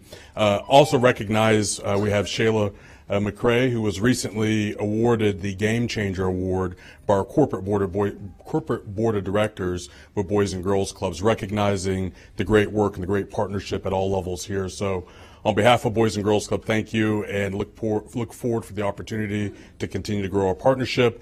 And I'd also be remiss to not also acknowledge and recognize Mike McManus, who serves as our contract administrator. Since day one, he's been focused on host not necessarily being, thank you, but finding a way to partner. Thank you. Thank you. Next speaker.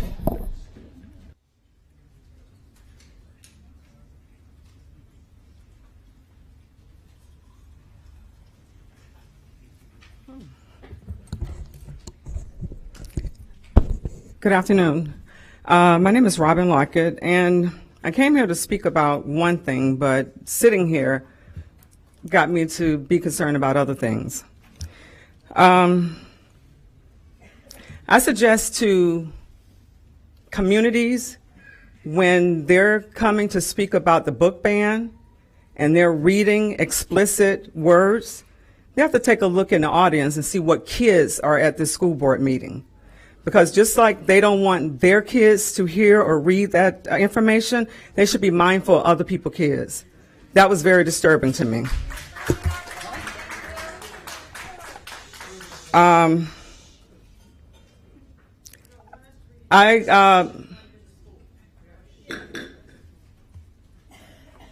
Please be respectful of people's time. In regards to the millage rate, I think, I know we live in a democracy, and I think that the community has every right to vote on it. It would be for those who are against it to get out into the community and speak and share and excite their base not to vote for it. And for those individuals that do support it, it'd be up to you to get out into the community, excite your base to vote for it. Community is not dumb. Hence, the last time you guys tried to put a referendum out, and it was denied. So I think that there's a lot of needs in the school district. What concerns me most is the suspension of students out of the school district, and they affect my black and brown kids. That is a real issue for me. So when you're thinking, come up with a plan around preventing that. And my time is going on, but that's very important to me, just for you guys to really think about the suspensions. Thank you. Next speaker.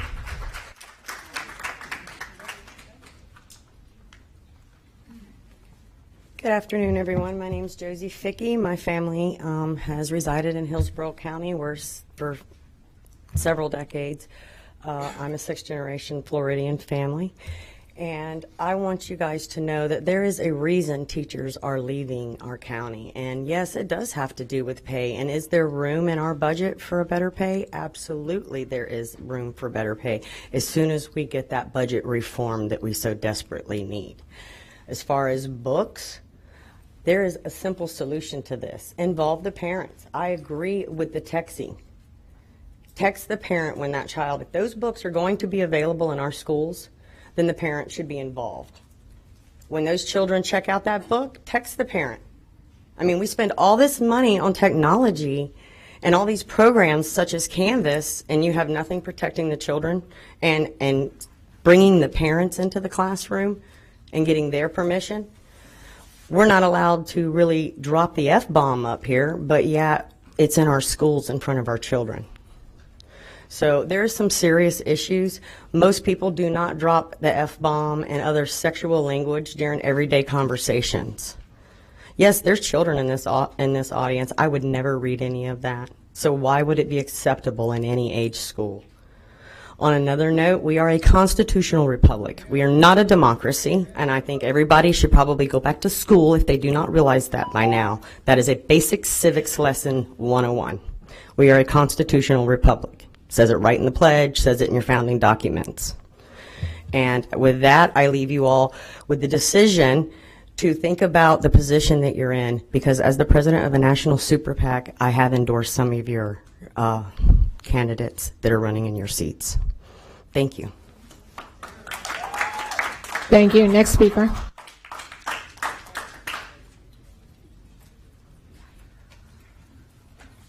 Good afternoon. My name is Ken Doherty, and being late in the program, I've heard a lot of the garbage that is in a lot of these books, and I've heard one recurring theme: please do your job. The books here are against the law. It's very clear, and yet nobody's being held accountable. Not the principals, not the school board, or anyone else. As Debbie put it so nicely earlier, the material that is pornographic was prohibited under 47012. Nobody's doing anything about it. Yes, I was here over a year ago, and I know that nothing has happened since. As the school board, you have the policies to listen to the public and to take appropriate action.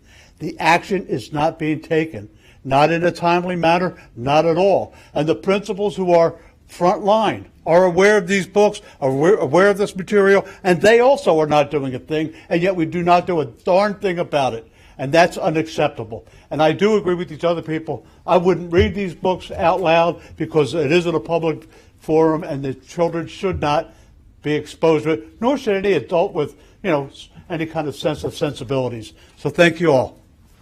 Thank you. Next speaker.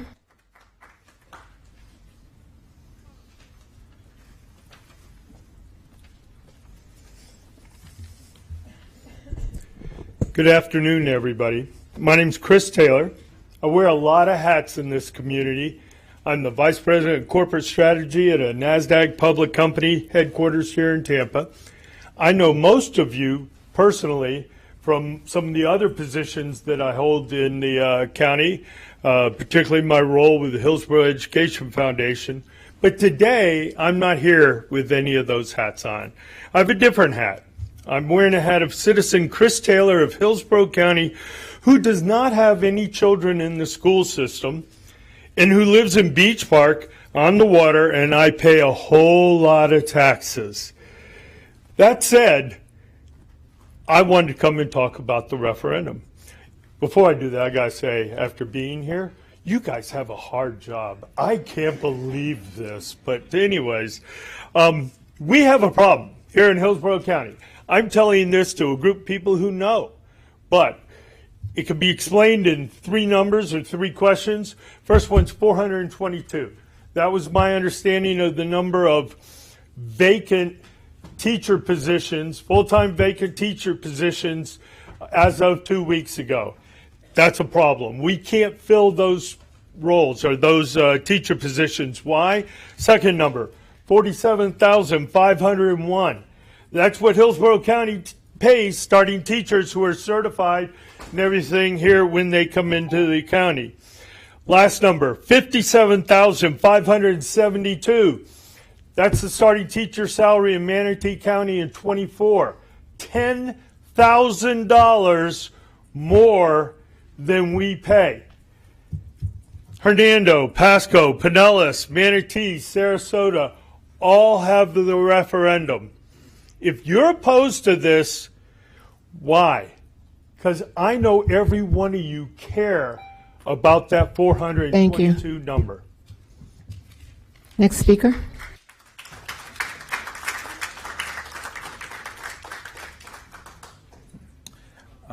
Good evening, Madam Chair, members of the board. My name is Cesar Hernandez, and I am the chairman of the Tampa Bay Latin Chamber of Commerce.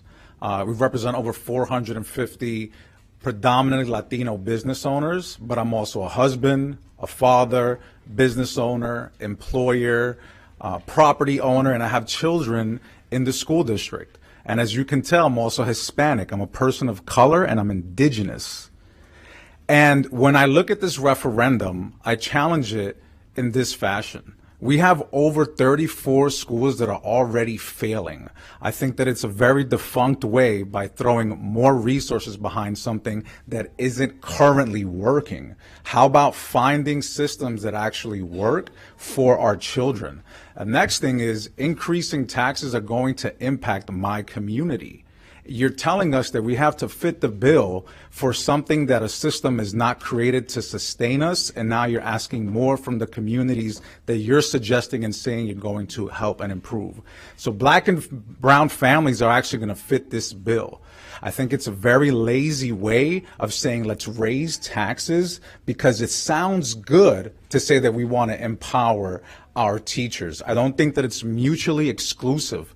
We should find a way to increase the salaries of teachers without increasing taxes. We should also create a system that gives the benefit to good teachers that are raising our communities, because if not, we're going to have more money, more problems, more challenges, and what we're asking for is legitimate solutions. Thank you. Thank you.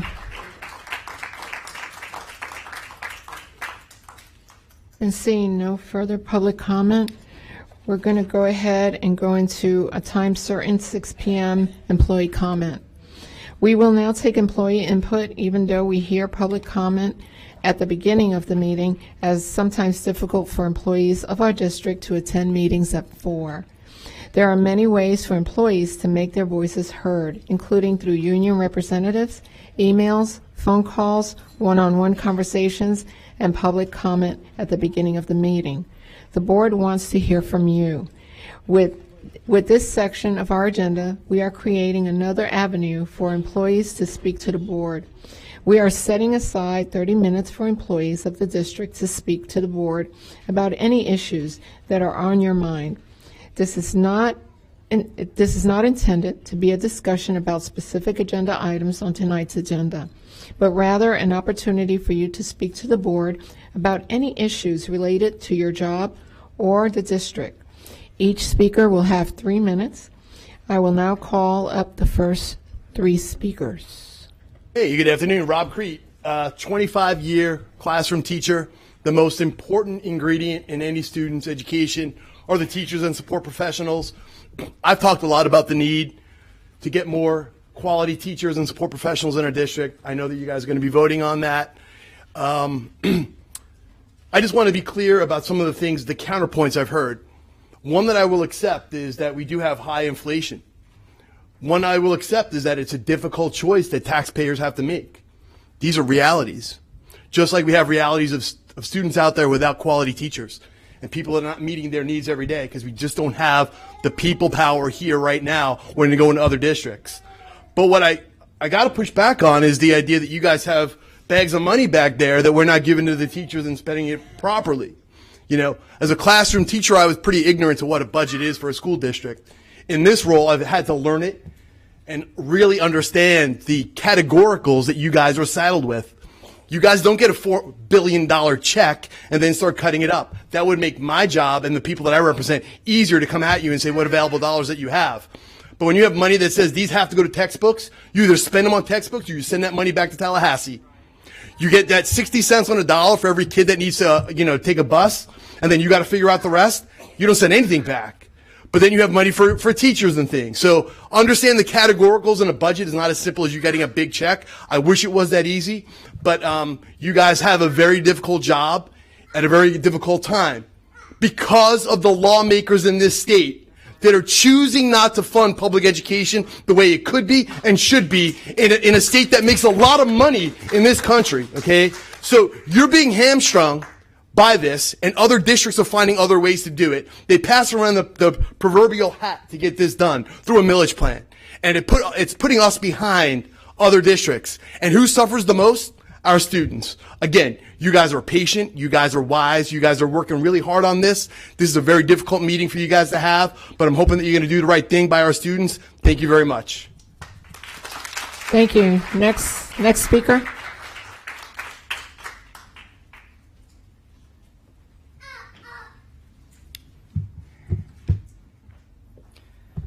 Mr. Chair, esteemed school board members, and Superintendent Van Ayers. My name is Patrick Lewicki, and I am a social studies teacher, a new social studies teacher at the esteemed Hillsborough High School, where I was proud to attend when I was a student. Now, as a social studies teacher, I wear many hats. I'm a world history teacher, a psychology teacher, but most importantly for today, I am an economics teacher. And we've got district exams coming up in May, so I figured today was a good day to review with my students the concept of a shortage. Now, a shortage happens when you have demand at a given price that outpaces, let's say, supply. And this can happen for anything from a bag of chips to a bottle of water to teacher pay. Y'all, we are undeniably in a teacher shortage right now. There's no other way to put it. When I first came to Hillsborough High School, I was sad to see that my students had been without a teacher for 6 weeks. And the work they were getting was off the back of another teacher, whom I'm grateful for, but whom put in hours and hours and hours into assignments that weren't even for his own students. Y'all, it's hard. It's hard for our students when they are experiencing inconsistency in the classroom. And y'all, the only way we're going to solve this is if we get more teachers in the building. I hear concerns about out-of-school suspensions. I hear concerns about academic performance. And what I hear is we don't have teachers to staff ISS as an alternative. We don't have teachers to reduce class sizes to make students more engaged with the content. Y'all, we're facing a sad reality. At the current pay rates, the teachers of tomorrow and of today, they're not going to be teachers in this district. They're going to be great managers. They're going to be great salespeople. They're going to be great real estate agents, but they're not going to be teaching in Hillsborough County. Y'all, economic self-interest is a simple principle. If teachers are getting paid $10,000 in Manatee County and only drive 10 minutes more, where do you think they're going to teach? Now, y'all, teaching has been in my family for generations. My father was a teacher, my grandmother was a teacher, and I don't come from Tampa originally. I was born in Canada in a place called Saskatchewan. And the people of Saskatchewan know two things. One, you root for the local football team, but two, you respect the teachers. And if a 5-year-old in Saskatchewan can understand that, then so should the public. Let's approve the millage referendum. Thank you. Thank you. Now, I need a motion and a second to approve the consent agenda. I have a motion by Member Vaughn and a second by Member Gray. Please vote when your lights appear.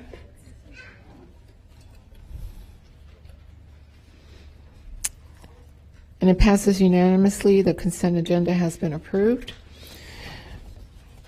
The following items will now be heard, C301 and C1101.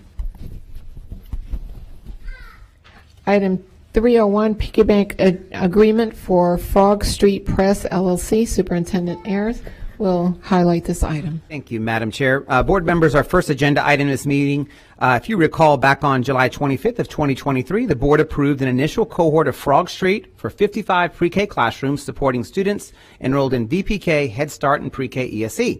Based on feedback from the initial cohort, Early Learning is seeking to implement this pre-K curriculum throughout all HCPS pre-K classrooms. Static kindergarten readiness rates, high teacher attrition, and consistent teacher feedback present the need for a different core curriculum.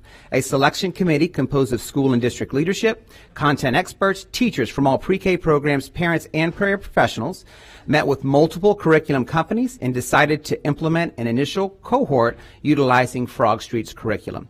Frog Street follows a carefully designed scope and sequence aligned with the science of reading through explicit, systematic instruction with a strong focus on developing communication and vocabulary skills. All materials are available in English and Spanish with differentiated instruction embedded for students with developmental delays and English language learners. Madam Chair, that is item 301. And Tracy Brown and there's Emily Chimino are here if you have any additional questions. I need a motion and a second to approve item C301. I have a motion by Member Washington, a second by Member Combs. Member Gray, you pulled this item. Do you have any questions or comments? Thank you, Madam Chair. I have a comment. I just am very excited. And this is it's just the emphasis on pre-K literacy is at the all-time high. And when we talk about that phrase, the science of reading, it sounds so mysterious. But I think the public deserves to know what we mean by the science of reading. Secondly, I think since we're the teachers, in the spirit of the teachers and all the talk that we've heard, I'm very happy to see that over 75% of the teachers enjoy and use this curriculum. So that speaks volumes. But we're dealing with 3- and 4-year-olds and the need for stronger literacy, structural phonetic programs. Can you just elaborate, either of you?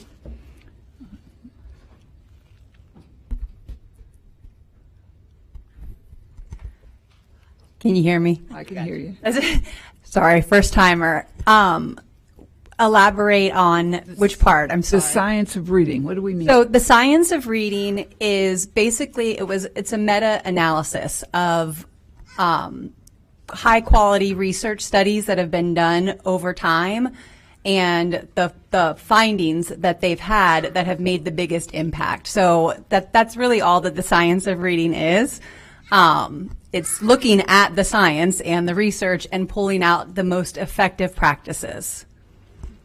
Okay, so what we're dealing with are 3 and 4 year olds. What are our expectations of this particular choice of curriculum?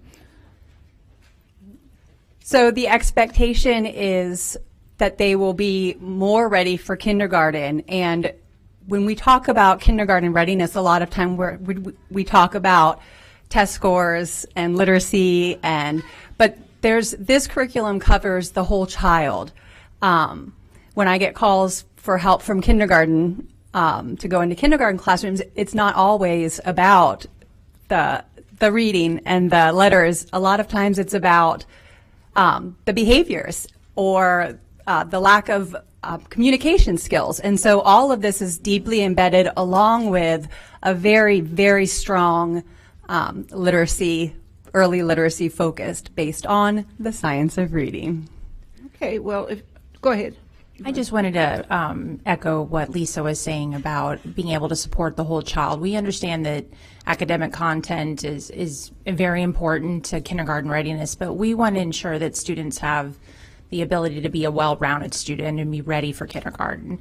That would include social skills, peer interactions, that they have the ability to control emotional regulation, the problem-solving skills that are necessary for kindergarten. So while we encourage to use the cutting-edge technology for reading, we really wanted a curriculum that seeks to provide support in all levels of child development. Motor, cognition, academics, adaptive, all of those different areas are covered in this curriculum. And I think our teachers recognize that we have an academic focus, but we're pre-K, so we're teaching students to be students. Mm-hmm. Mm-hmm. And you're also having a clause in there, if I'm not mistaken, taking care of the teachers. In other words, having the teachers step back and not being so stringent. You want to remark on that?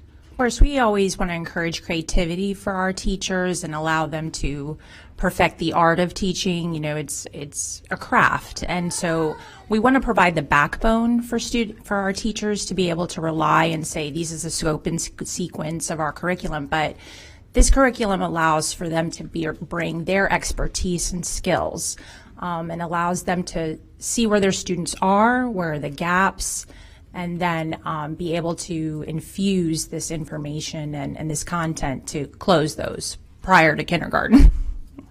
Thank you very much for those remarks. Thank you.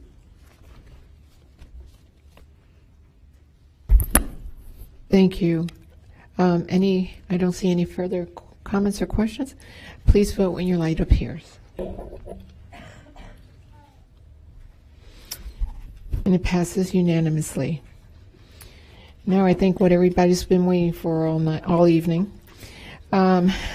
Item 1101, request to approve resolution for the holding of a referendum election to determine if the voters of Hillsborough County authorize the school board to levy $1 million for the school operational purposes. Superintendent Ayers will highlight this item. Thank you, Madam Chair. So board members, if you remember back on February 27th, I held a workshop for the board where I outlined, took questions from the board on our millage referendum plan and what my proposal would be. I wanted to take a little bit of time just this evening to kind of highlight a bit of that plan with you and then take any questions. But in the end, this is my agenda item. I'm seeking approval for the resolution to be placed on the ballot to our voters. So as we talk today, you heard a lot of our presenters, and as I go through today, I'm also going to talk through some of the things I heard around property tax increase and just kind of talk through what that means as well. But ultimately, the 5 levers that drive student achievement in all research, number 1 is always a highly qualified, well-supported, highly capable teacher over time. This is what, from day 1 of being superintendent, has kept me up at night, is the number of vacancies that we have in our classrooms. All the research, all that we talk about, all the things we want to do, if we don't attack this lever number 1, followed by number 2 of highly qualified leaders in our classrooms, no matter what we try to put in place, it will be null and void without that highly qualified teacher over time. So here is kind of the lay of the land where we currently sit, and you heard the number 422 earlier. That number actually right now is 473. We currently have 473 teacher vacancies, 210 bus driver vacancies, and I have leaders that are leaving leaving for other districts as well. So you can see the lay of the land for what our current foundation is currently. So here's where we are. So due to our teacher shortage, you can see we had 10,000 Hillsborough students did not have a full-time teacher on the first day of school. And due to our bus driver shortages, 8,000 Hillsborough students arrive late every typical day. To put that in perspective for the public, we transport about 78,000 students per day. Put that in perspective, in the biggest month of the year for Tampa International Airport, which is March, they average 83,000 a day. We transport 78,000 students every single day. We have over 800 scheduled routes, and with our 800 scheduled routes, I currently have 600 drivers. So that means, do the math, I have 200 drivers that then double run. Well, when my bus drivers are doing double runs, they are then running late to pick up students and get them to class on time. This is a huge problem. From our teacher vacancies to our bus driver vacancies, it is of urgent matter. I don't take this lightly. I would not be bringing this referendum forward if I didn't feel the urgent need for Hillsborough County Public Schools right now.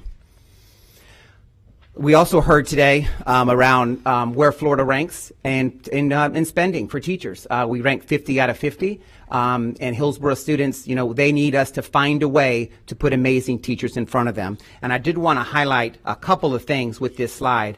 Please note that other districts, I did want to point out some other millages that have been approved in the recent years. Hernando County, so this being the issue, what other districts have done to address this issue and put teacher pay, staff pay as a priority. Hernando County approved their millage in 2020. Pasco, as we all recall, approved it in 2022. Pinellas, 2004. Manatee approved theirs in 2018. Sarasota approved it in 2002. And by the way, all these approvals have then been renewed every 4 years. So as we talk today, all this millage is on a 4-year renewal, have to be renewed every 4 years. Miami-Dade and Broward, we talk a lot about Miami-Dade and Broward. They approved their millage in 2018. Orange approved theirs in 2010. So I did want to talk a few minutes about capital and operating dollars, because I think it's important for the public to understand, because I hear property tax increases, property tax revenue going up, all right? So the property tax revenue received, basically, there are three sources. One of them is capital, and that is 1.5 mils that we receive for capital dollars. So here, if we take a look, so from capital, we receive 1.5 mils. We, in Hillsborough County, from day one, have been a property poor school district. As you look, because we have a lot of students. We hear the term property poor, student rich. What that means is our property values, our land values are low in comparison to other school districts that surround us. When you divide that out per student, you can see what we bring in for our property tax revenues. I want to be clear, property tax revenue, that comes directly to our school district. With that being said, so the increase in property tax revenue, does that affect our capital budget? Are we receiving more capital dollars? Absolutely, 100% yes. But in comparison to other districts, you can see where we lie per student. Now there's the other side, which is the operating side. So real quick, before I jump ahead, we've got our capital dollars. I do want to note on this slide, the 1.5 mils board members, prior to 2007, that capital millage was set by the legislator as a 2.0.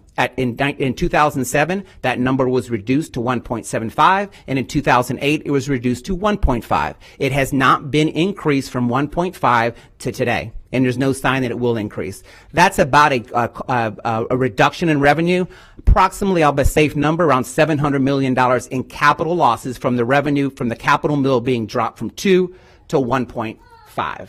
Okay, so that is our from our capital. I heard property tax revenue. That's why I think it's important that we talk about that, because property tax revenue drives our capital dollars. Capital dollars still, as we look in comparison to other property-rich school districts, you see where we lay. So that's why, as I mentioned, the $800 million in loss of revenue for capital, the reduction from 2 mils in 2007 to 1.5.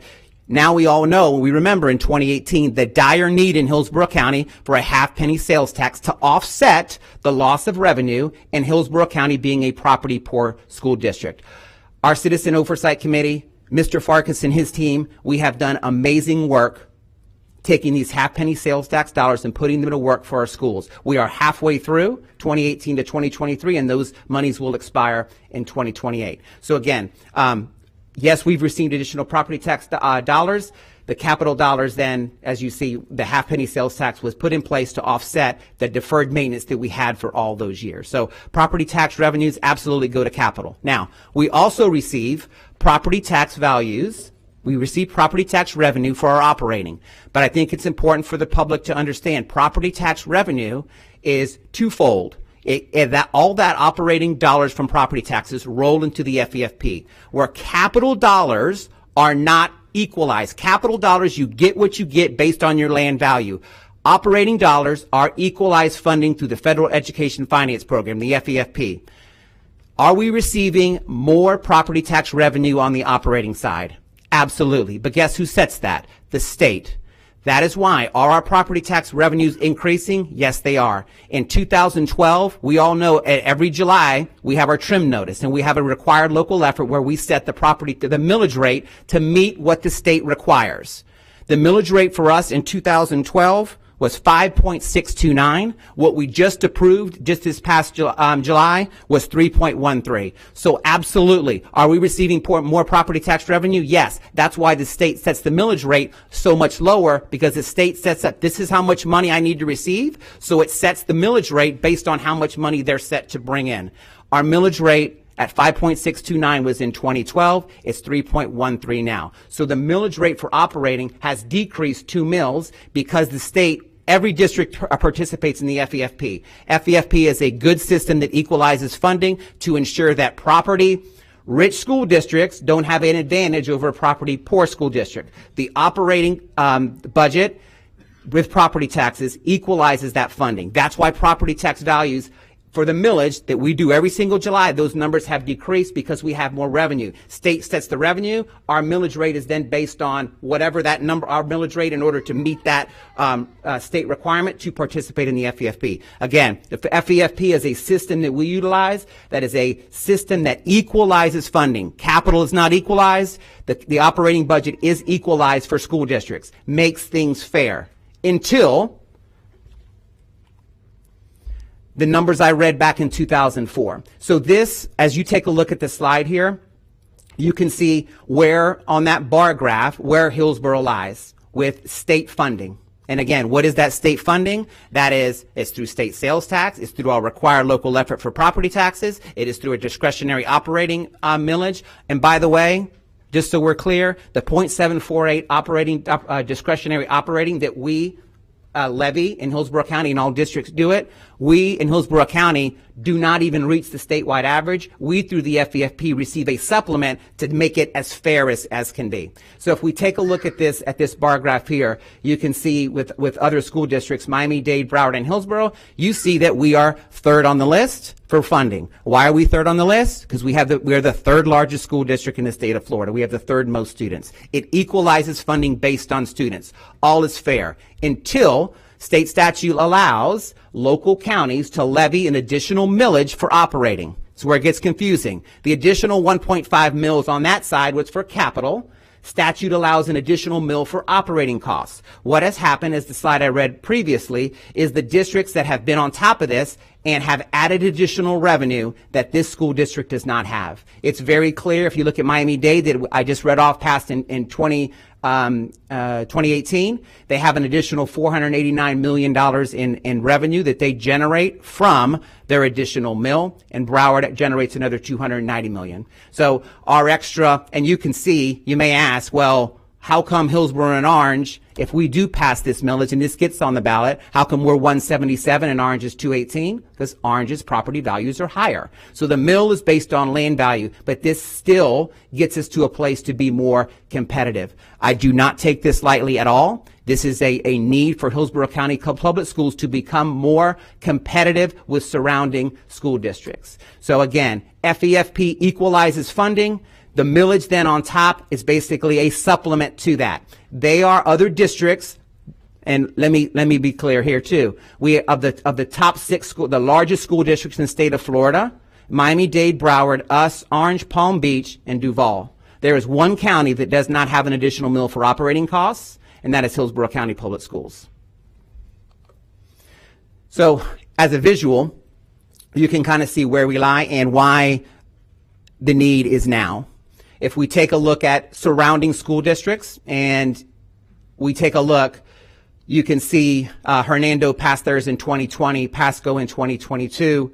Pinellas had their half mil since 2004, and then you can see Manatee and Sarasota. So the problem we're facing, why I would not be bringing this forward if it was not an ultimate need for us right now in Hillsborough County Public Schools. And I'm asking our board to consider placing this on the ballot. So you can see where we line up for voter-approved millages that for operating costs throughout the state of Florida and our surrounding school districts. So what does that look like? I think we heard some numbers today. You can see where we lay right now in comparison to other school districts. And if I could put your attention to starting teacher pay, you see our starting teacher pay at $47,501. The ones in red are starting teacher salaries for our surrounding counties. I do want to add in the bottom right-hand corner supplements amounts for teachers. You see Hillsborough with a 0 because, of course, we don't have the additional operating millage. Pasco currently is from $2,000 to $41.45. That's based on years of experience. Pinellas pays through their supplement $6,328, which puts them at 52, and Manatee, that we heard a lot about today, $83.62, which places them at that 57,572 number for starting teachers. So you can see just the visual of where we kind of lay with starting teachers, tenured teachers, our bus drivers, and then our assistant principals. So why I say now's the time? Years in the past was not the time. We have done extensive work to ensure that our budget is transparent. We have a chief financial officer that has come into place and taken our budget and put it into a place where we have our ratings have improved just this past year. Our Fitch and S&P ratings improved from the A- to the A. Our fund balance is healthy and stable, and we're operating with a balanced budget. And again, that bond rating is upgraded. Some other highlights there as well. With our right-sizing our workforce, we hear of how much, and board, I was here back in 2015 when we had the Gibson report came in, and the first thing they said was, you got too many people. Well, we have done extensive work over the last number of years in right-sizing our workforce of over 3,360 teachers. I did hear some comment today about ESC specialists and, ESOL resource teachers. Yeah, we have ESC specialists. We have 159 ESC specialists, 136 ESOL resource teachers. We have 1,103 certified instructional staff that are in non-classroom positions. What do they make up? Those are our ESE specialists. Those are our ESOL resource teachers. They are reading coaches. So that number there, about 74% of the non-classroom teachers that are 74% are based in school sites. Some other numbers, since 2014, we've reduced I've heard district administrative positions. We've reduced that by 40. The teachers, we've reduced APs. Teachers have gone from 15,952 to 13,495. And again, that was, if we remember the Gibson report in 2016 to 18, and the study that was done was the class sizes were low. They needed to increase. There's the numbers there from 15 to 24 on reduction of teachers and increasing class sizes. All back to right sizing our workforce. District admin, I also heard a little bit of that. District admin in 2015, we sat at 354. Currently, we sit at 314. And APs from 2015, we're at 450. In 2024, today, we're at 388. So I also want to make clear, what does this mean for our homeowners, right? So what this means is property owners pay, it's $1 million, which means $1 for every 1,000 of taxable value. A typical home in Hillsborough is valued at $306,000. After you take out the homestead exemption, it places at $281,000. So the math on that is $1 per thousand. That cost to a typical homeowner is $281, which is about 75 cents a day. What would that $1 million generate when that goes into place in 2025? If it goes into place, that would raise $177 million, as you saw in the previous slide, of additional revenue. It's important to know we had our charter schools here today. Charter schools do receive their proportionate share, and that proportionate share, based on their number of students, will be $26.6 million. So the math for Hillsborough County Public Schools, that would generate around $150.4 million to district schools, $26.6 million to our charter schools. So community impact. This impact reaches far beyond our schools. Our quality schools preserve and improve property values. Strong schools attract companies with high-paying jobs, and investing in our county's largest employer supports our county's economy. Let's not forget, Hillsborough County Public Schools is the largest employer in Hillsborough County. So I just want to go back as I conclude. Property tax values, how our citizens are taxed for schools is through capital 1.5 mils. That generates just based on your taxable land value. On the operating side, the state sets that amount of a required local effort that board every July. It gets set by the state, and that required local effort gets changed depending upon how much money local effort, how much local districts have to put into the state federal education finance program. Everybody does it because it's a fair system. That's why when I hear our property tax revenues increase, absolutely, and that's why the millage rate has gone from 5.629 to 3.13, because we generate the same amount of money for 3.13 as we did in 2012 for 5.629. Just want to make that clear. And board members, my final slide, what I'm asking for tonight, my recommendation is that you approve the resolution before you to provide educational excellence for student learning. We're approving tonight in your agenda item is the resolution along with the ballot language. I did identify in our millage workshop, I went over my proposal of what I feel that I will then go to our unions with, and those were the numbers, if you recall, in the workshop was $6,000 for teachers, $3,000 for instructional support, and then $6,000 for administrators. In this school district, everyone matters. I said it from day one. This is about all employees. This millage would go to every employee in the district except the superintendent. So everybody in this school district matters. My proposal, but I want to make clear to the board, what we're voting on today is the ballot language. With the 90%, 92% that I would like to see of the millage go to salaries, that 92% still ends up being negotiated with our unions. We work with our unions, and that part is negotiated. And then I've got another 7 to 8%, if you recall from the workshop, where we're on other academic programs, and that's listed in the ballot language around preserving academic programs. Madam Chair, that is the highlight. Thank you. I need a motion and a second to approve item C 1101. I have a motion by Member Washington and a second by Member Gray. Member Vaughn, Member Combs, Member Gray pulled this item. Do you have any questions or comments? If you could get in the queue, I'll call it by the queue. Member Vaughn? Thank you. Actually, I'd like to hear what my fellow board members have to say before I make my comments. So if you can put me closer to the bottom, I'd appreciate it. Member Gray?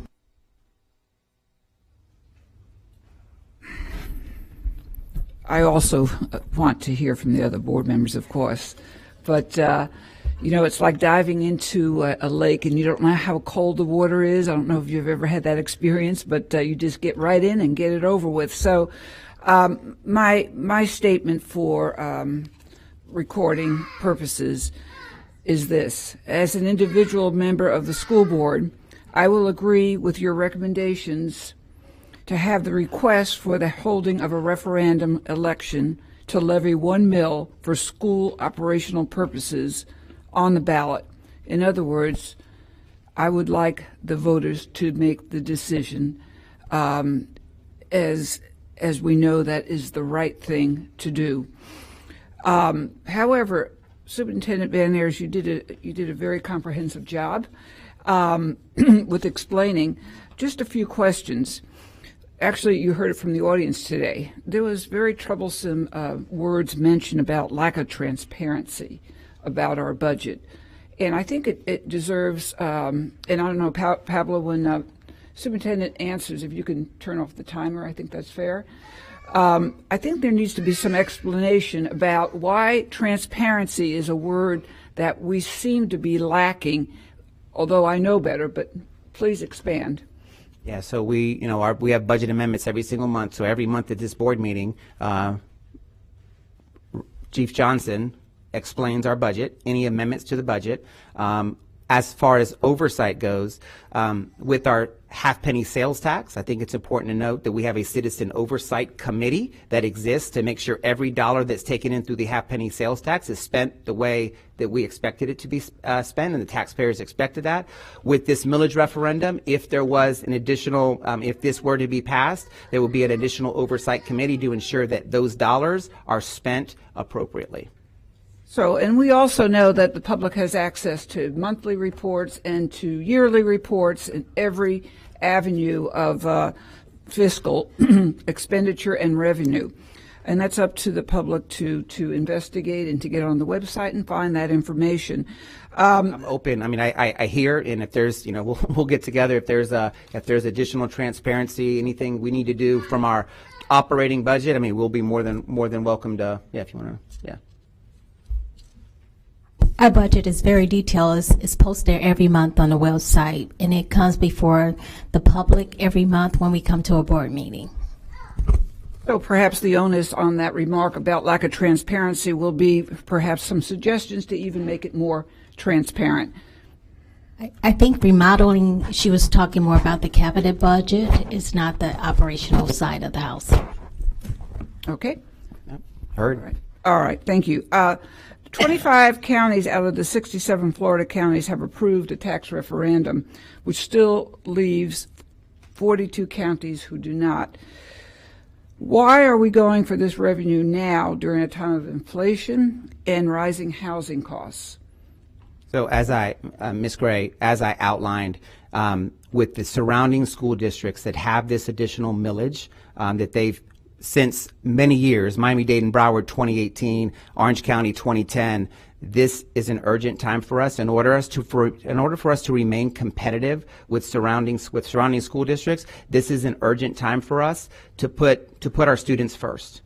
The most important lever, all the things we talk about in this boardroom, always comes back to our students and student achievement and taking care of our students. The number one way to do that is to have a highly qualified teacher, support staff.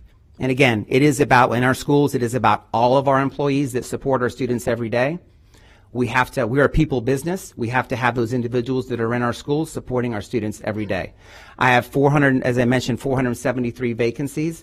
That number cannot remain. We've got to do a much better job of being competitive with surrounding school districts and getting our teachers and staff into the school district that remain for 25 and 30 years in our county.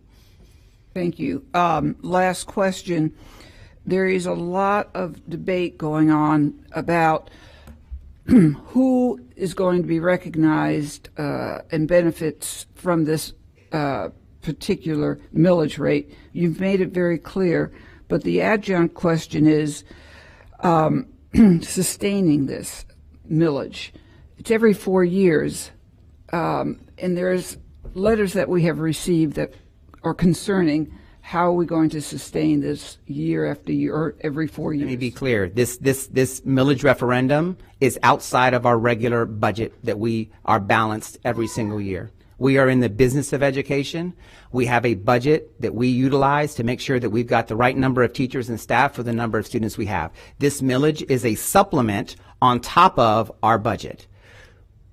If this were to pass, this is a supplement on top of our regular instructional salary schedule, all salary schedule. This is renewed every 4 years. It's renewed as a supplement on top of the regular salary. So sustainability, the only way it's sustained is every 4 years it goes back to our taxpayers to vote again. So it will make it very clear if this does pass, this is not within our regular budget. This money is on top of as a supplement. It is a supplement to their regular salaries. Okay. I think my time is probably up. No, I have another minute. Hold on just a second. Now, is there, in fact, a direct correlation with effective, innovative teachers, which, of course, we're losing by dozens and more, scores of our teachers are leaving because of the pay differential and other reasons. But we have been told, or let me just say myself, as an individual board member, I've been told time and time again that that there is a correlation between great schools making great communities. And what makes great schools?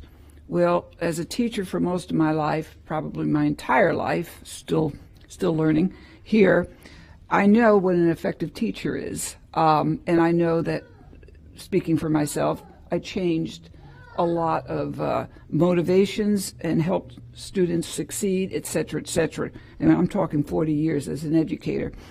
Is it true, and can you say this factually, that an effective teacher, which of course we hope to bring back if this millage passes, will that make our schools more successful in your your experience? All the way around, all of our research, and that first slide that I pulled up around the 5 learning levers that drive student achievement, it's always number 1, a highly qualified teacher over time. 2 is it's a school leader over time. Our principals and our APs in our schools driving instruction, taking care of our kids every day in their schools, and then followed by instruction, our standards and instruction aligned to standards. That's number 3 behind that highly qualified teacher and that highly qualified leader. As we look at, I heard some mention today about our DNF schools and that number. I wanna make sure that we know and understand that those DNF schools, those we are at a point now.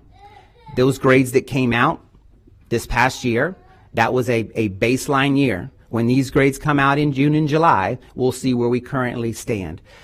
However, the way to move and get 0 low-performing schools is to meet those top 2 levers, which is having a highly qualified teacher over time. My vacancies, as I look across the board, my vacancies are more prevalent in my lower-performing schools than they are in my schools that are not, are my schools that are not low-performing. Successful. So when we champion effective teachers, innovative teachers with a higher pay, not only teachers, bus drivers, and the whole gamut, then we're effectively saying that our housing, the community's housing prices will go up because good schools bring better rates for the housing market, and communities become more stable, especially the ones with children in it. So I think there is a very important place that we have as the largest employer in this county, that we at least put this on the ballot for our voters to consider the advantages and disadvantages. Thank you. Thank you, Member Gray. Member Washington? No, I'm sorry. Member Hahn? Thank you, Member Perez. So I appreciate Member Gray's comments, and I'm going to circle back to them. But as a lifelong educator and a former public school teacher, I understand the sacrifices that many of our educators make each and every day working in our schools, and I just want to first start out by thanking them for their service. But in regard to the tax proposal before us today, Member Gray was correct in bringing up the economic challenges in our community. And I want to share a story with you to highlight what many families are facing, not just this one. In October of 2023, just 5 months ago, the Tampa Bay Times interviewed a mother. She has 3 children, and they've been financially struggling since, quote, COVID. I quote, "I didn't think we were going to make it," she said. "Their finances have improved since COVID, but not enough." Seated inside a food pantry at one of our schools, the mother recounted their $400 monthly car insurance payment and the rising cost of groceries. In August, after buying all of her children's back-to-school supplies, her family needed assistance from a local agency to pay $1,000 of her rent. The mother said, "My income is back, but we are struggling more, but just because of the cost of living." She's come to rely on the school pantry during months when her business is slower and her family's take-home pay is reduced drastically. She's not alone. The school parent liaison said the pantry serves a consistently growing population. A couple of weeks ago, 170 families visited in a single day. In Hillsborough, the reality for struggling families is especially palatable, and it's reflected in that article. Of course, our focus is on the health of our school district, but it must include the greater good of all in our community. I want to go off my notes here, and I want to address something in your presentation that has confused me a great deal. And it's around transparency and trust of this community that this board, long before you were superintendent, have been working to restore, and I think we've been doing a good job of it. When I look at my workshop binder, you said that this increase would bring $166.8 million to this district. But I noticed on one of your slides that it changed to $177 million. In my workshop that you presented, you said the average home value in Hillsborough was $375,000. Today, you said it was $306,000, and it would generate over $177 million. I don't know how the value of a home in a month could go down so severely, and why there's such a large discrepancy in your numbers. But it's concerning to me because that's what taxpayers are hearing. If the numbers you're using of $306,000 for the average is bringing in more revenue, that is mathematically impossible. So one, I need you to explain that. I need you to explain, because I have the numbers right here, the current from the county. I want you to explain why you're now using the median average value instead of the mean. Because the average, the mean value of a home, which is what you used for this workshop, by the way, is actually more accurate. So why on earth did you switch to now using the median value, which you put up there today, saying it generates more money? Let me tell you what that does for me as a board member. It makes me question if you have accurate data. As a taxpayer, it makes me question if you're being truthful or misleading about what this is actually going to cost the taxpayer. So all the other concerns, the fact that you haven't really brought a plan to address if this is going to be a permanent tax, all of the other issues have really gone out the window for me. I want some answers on those numbers that are so different from a month ago. Okay, so the 100, and Ms. Johnson, if you could help me out, the 166 million, the 177 million was based on the 2025-26 tax roll for taxable land value, correct? That was the number, the 177 million. The initial 166 was the current. When it goes into place, it will be $177 million. That is the accurate number. Look, that is very complicated for the average public. You have played bait and switch with these numbers to make it look like this millage is not going to cost the taxpayer what it really is going to cost. That erodes trust in this school board as a school board member who have been working so hard to gain that trust back. And talk about lack of transparency. I hear nothing but, oh, we're transparent. I'll get back in the queue. If I could address that. So first off, the 166 million, and Ms. Whalen, if you could confirm for me what was in that millage workshop and on February 27th, that was 166 million. There is a 3% increase every year in property tax values. That 3% is the 177, which would be in place for the 25-26 school year if it passes. The typical, the millage workshop that was presented in February was around the median value. What we use today was the typical or the average home value. The difference between the median. You're using the median today. You use the average at that workshop. I have the numbers from the county in my hand. But give me a minute and I'll pull that data. If you could get all that, please. Member Washington. Thank you, Madam Chair. To me, this is no issue about going for the voters. First of all, my wife and I went through some rough times as a teacher. I can remember times where we had 2 or 3 jobs, because we were not making the money, and we worked hard every day for the students, for the parents of this community. My wife had a job at night on the phone. She was calling about a roofing company. I worked 2 or 3 jobs, especially in the summertime, because we couldn't make ends meet. It was hard as hell for us, and we had kids, and we were educated in the school system, had a degree, had a master's, and we had to work all these jobs in order to subsidize for our income. Teachers are the backbone of this educational system. And let me not say teachers, let me say employees. Every employee in this school system should be paid what they're due. And if we are not, then we are not doing what is right. I am not Sheikh Washington. We're not sit on this dais and not support my employees. All we want to do is give them a chance to be on the ballot. Let the voters determine. We just want to give them a chance. If you ain't in the game, you can't play. And I'm going back to my coaching days now. No player on the bench can win because you're not in the game.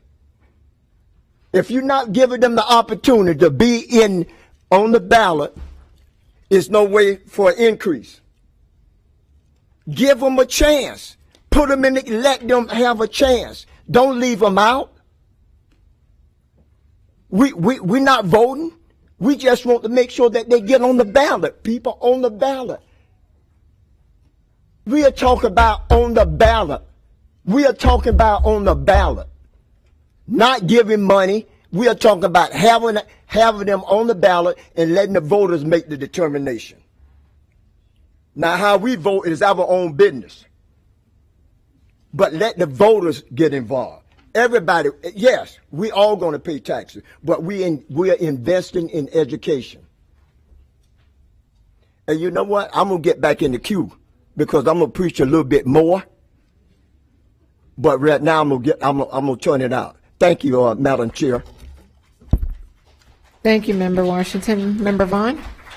Thank you, Madam Chair. This has been a very passionate discussion thus far, and I understand why my fellow board members are passionate. Education is something that moves us all, which is why we're up here. Despite the fact that there are some discrepancies with the numbers Member Hahn brought up, I actually thought your presentation was very well done. You know, I sat on this board 2 years ago and watched a presentation, and it didn't have nearly that much information or a breakdown of the capping of taxes. So much was provided that last time we had to kind of ask questions just to kind of get those point across to the voters. So I appreciate the work that's gone into this. You know, I do have a few questions. I'll say from the outstart, like, regardless of how you answer these, I plan to vote yes for this. I agree with Member Washington. For me, this is a matter of allowing voters to decide what they want to prioritize and whether or not they valued, you know, supporting public education in our county, and I think that should be left to the voters. And I want to make a point that today the only thing that we're approving is the language on the ballot, as well as whether or not the voters have the opportunity to vote for that. And while we as board members are held accountable for a lot more than that from this, and we will have questions because, again, we'll be held accountable, especially in a few months from now, those of us who are running again. I do want to say that, make that point that, you know, again, what we're voting on today is just whether or not this board is going to pass this on to the voters to decide, and the language on it. And I absolutely agree with Member Hahn in the fact that it's a really hard time to ask any voters for more money. I mean, the fact that we have some of the lowest wages in our county and some of the highest inflation is problematic on so many different levels. And that's a much longer conversation about other municipalities and about our state leadership and why we're in this position. And unfortunately, as school board members, we can't solve all of those issues. And we're put in a really hard place, a rock and a hard place, you know, looking at our teachers and our employees and our students and wanting what's best for them and understanding the value that this millage will bring, but also having to ask homeowners to pay extra. That's a really hard position to be in. And I find it really unfortunate that we're in that position, especially when the state should be funding us to where almost every single other county doesn't have to ask for an additional revenue.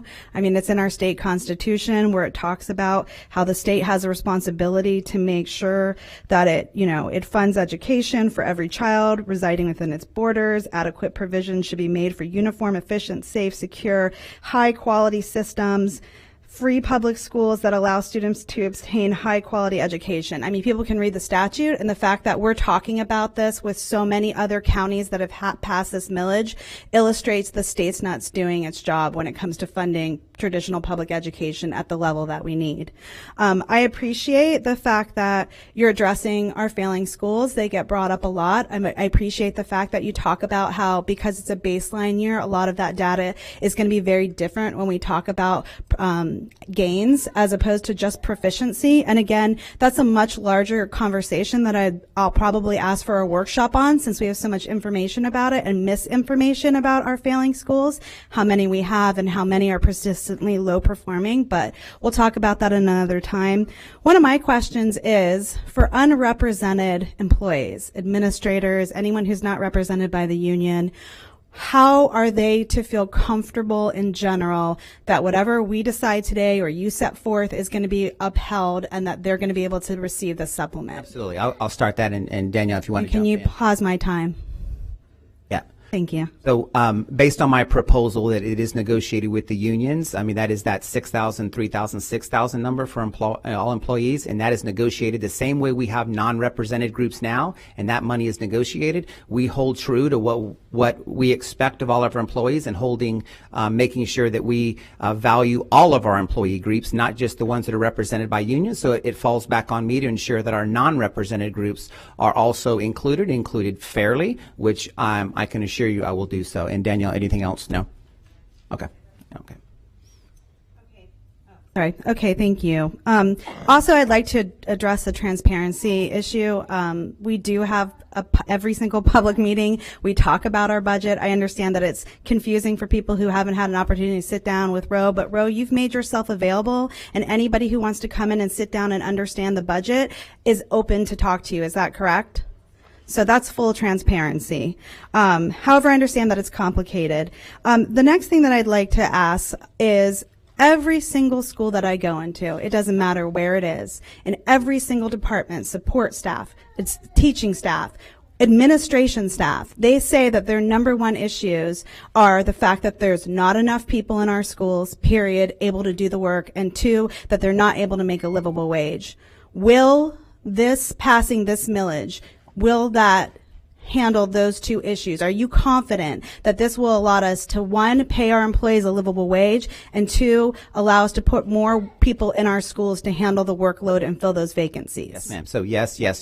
So this board approved last year a new instructional salary schedule for teachers, where we'd made some dramatic improvements, and that was from the foundation that we put in place around our finances to ensure that that instructional salary schedule was redone to ensure that it did the best job as it could at the time to pay our teachers, in this particular example, the best that we can given our situation. This supplement of $6,000 for teachers, using this example, will put us in a place where we are then competitive. In many instances, we're still behind because our one mill does not equal a mill in another county, but it puts us in a spot where I am 100% confident that with Hillsborough County, Hillsborough Strong, people will work in Hillsborough County Public Schools, and makes us extremely competitive with surrounding school districts. The vacancy number, as you mentioned, it puts a tremendous amount of stress on our employees all across, from our principals to our teachers, our instructional support staff, of not having, and the bus driver example I gave you earlier, those are 200 drivers that are working double time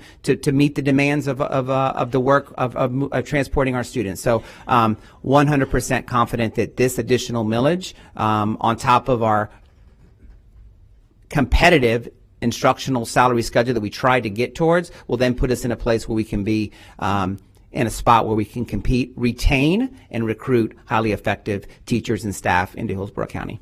Thank you. I have additional questions. I'll get back in the queue. The one last question I have is, What will happen if the CIT tax doesn't pass with the county commission on top of this millage? Yeah, so that is tomorrow. So my plan is to be at the county commission meeting tomorrow in the audience. If the CIT does not pass and we're not included, I think first they're discussing is term 10 or 20 years, and then whether or not to include education. If we are not included, currently we receive 25%.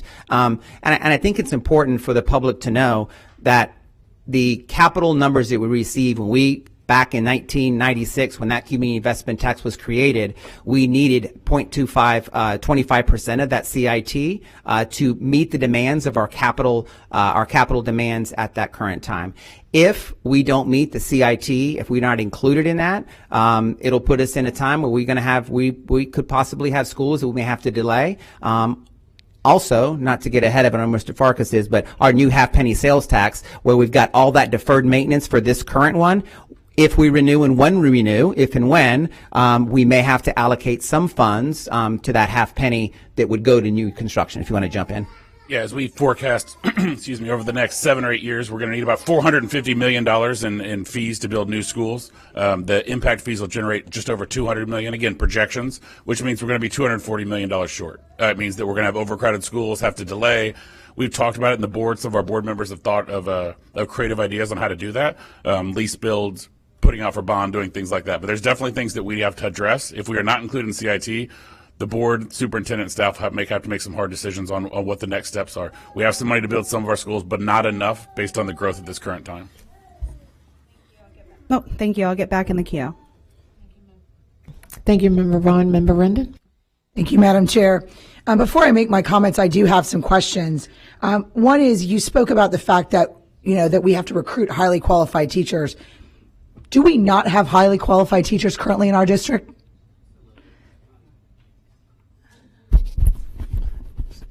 So yes, ma'am, absolutely. We have highly qualified teachers. I've got the data behind it to show the number of highly qualified teachers that we have in this district. This is an ability for us to recruit and retain those highly qualified teachers where they remain in Hillsborough County. Yes, ma'am. I believe that it's 99% of highly qualified teachers in our districts. So I want to make it very clear to the public that we have highly qualified teachers.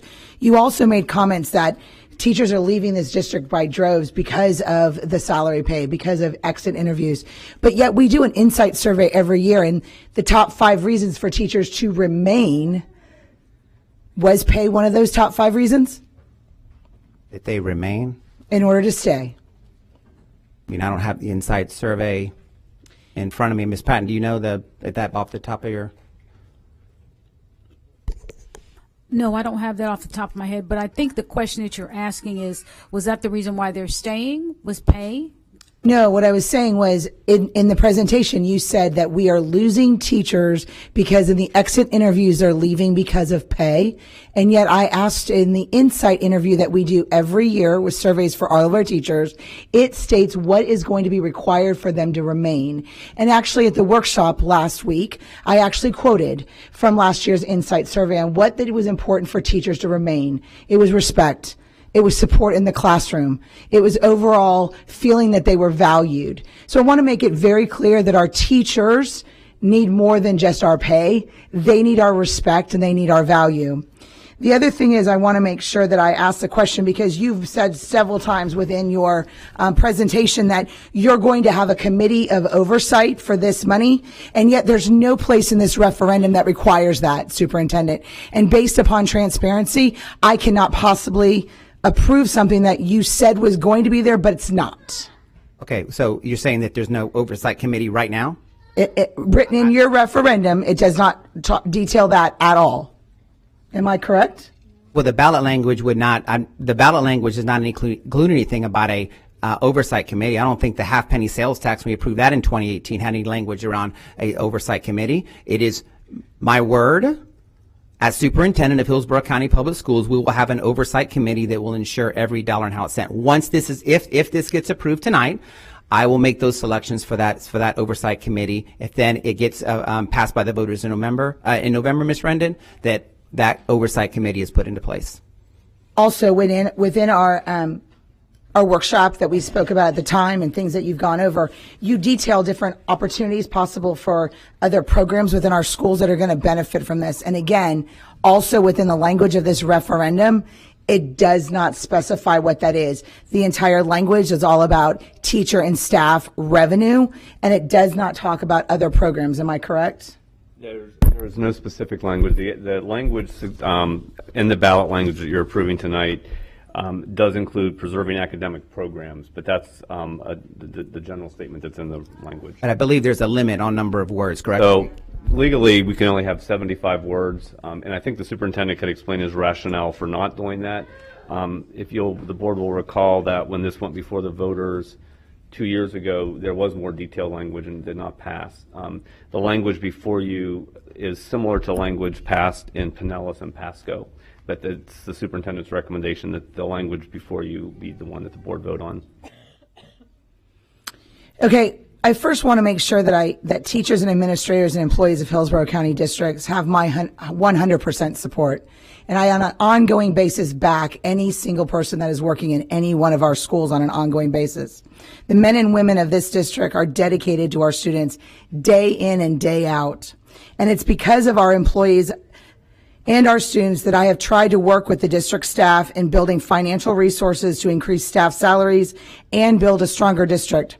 I have brought forth options of district-run self-insurance for our health care plans. I have asked for projects to be presented to this district of complete quotes and not constantly bringing back piecemeal after piecemeal, asking for more money after more money for our computer projects, our IT projects, when we should be given as a board the full scope of a project in order for us to truly understand the fiscal responsibilities.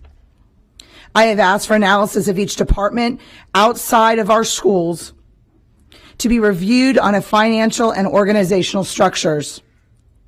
This past year, Hillsborough County received a significant increase in property taxes, and the state legislature increased our FTE by $240 a student. These increases in revenues and decreases in costs that could calculate in direct increases in employee salaries. I want to make a question to you. In one of your slides, you had up there the various teacher salaries by district. Could you bring that back up, please?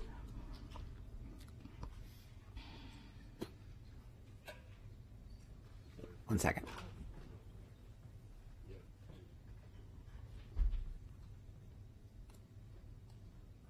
Yes. So, are you saying that that's what those Pasco and Pinellas and Manatee, are those including the millage? Correct.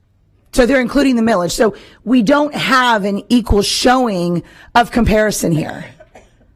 Am I correct? Right, because we don't have the millage. So that's the purpose of the slide, was to show that Hillsborough County has no millage. The additional district, the districts that are shown have the additional millage, the additional supplemental salary to supplement their salary. So Member Rennan. And I think it's important that we show what the exactly starting teacher salary is, because that is not a starting teacher salary. That is a starting teacher, that is a teacher salary plus the millage. It's not a combined income that we need to make sure. It is deviated differently, and we need to make sure we're transparent on that. Yes, and this slide does not do that. Yes, ma'am. So if I could just clarify, what the surrounding districts will do is they will include a supplement from the millage onto their starting teacher salary, so it shows that their starting teachers make, in Pinellas's case, $52,000, because they're including their additional millage supplement into their salaries. Now, if their supplement goes away, their millage supplement goes away, then you're correct, that number would decrease. But they include it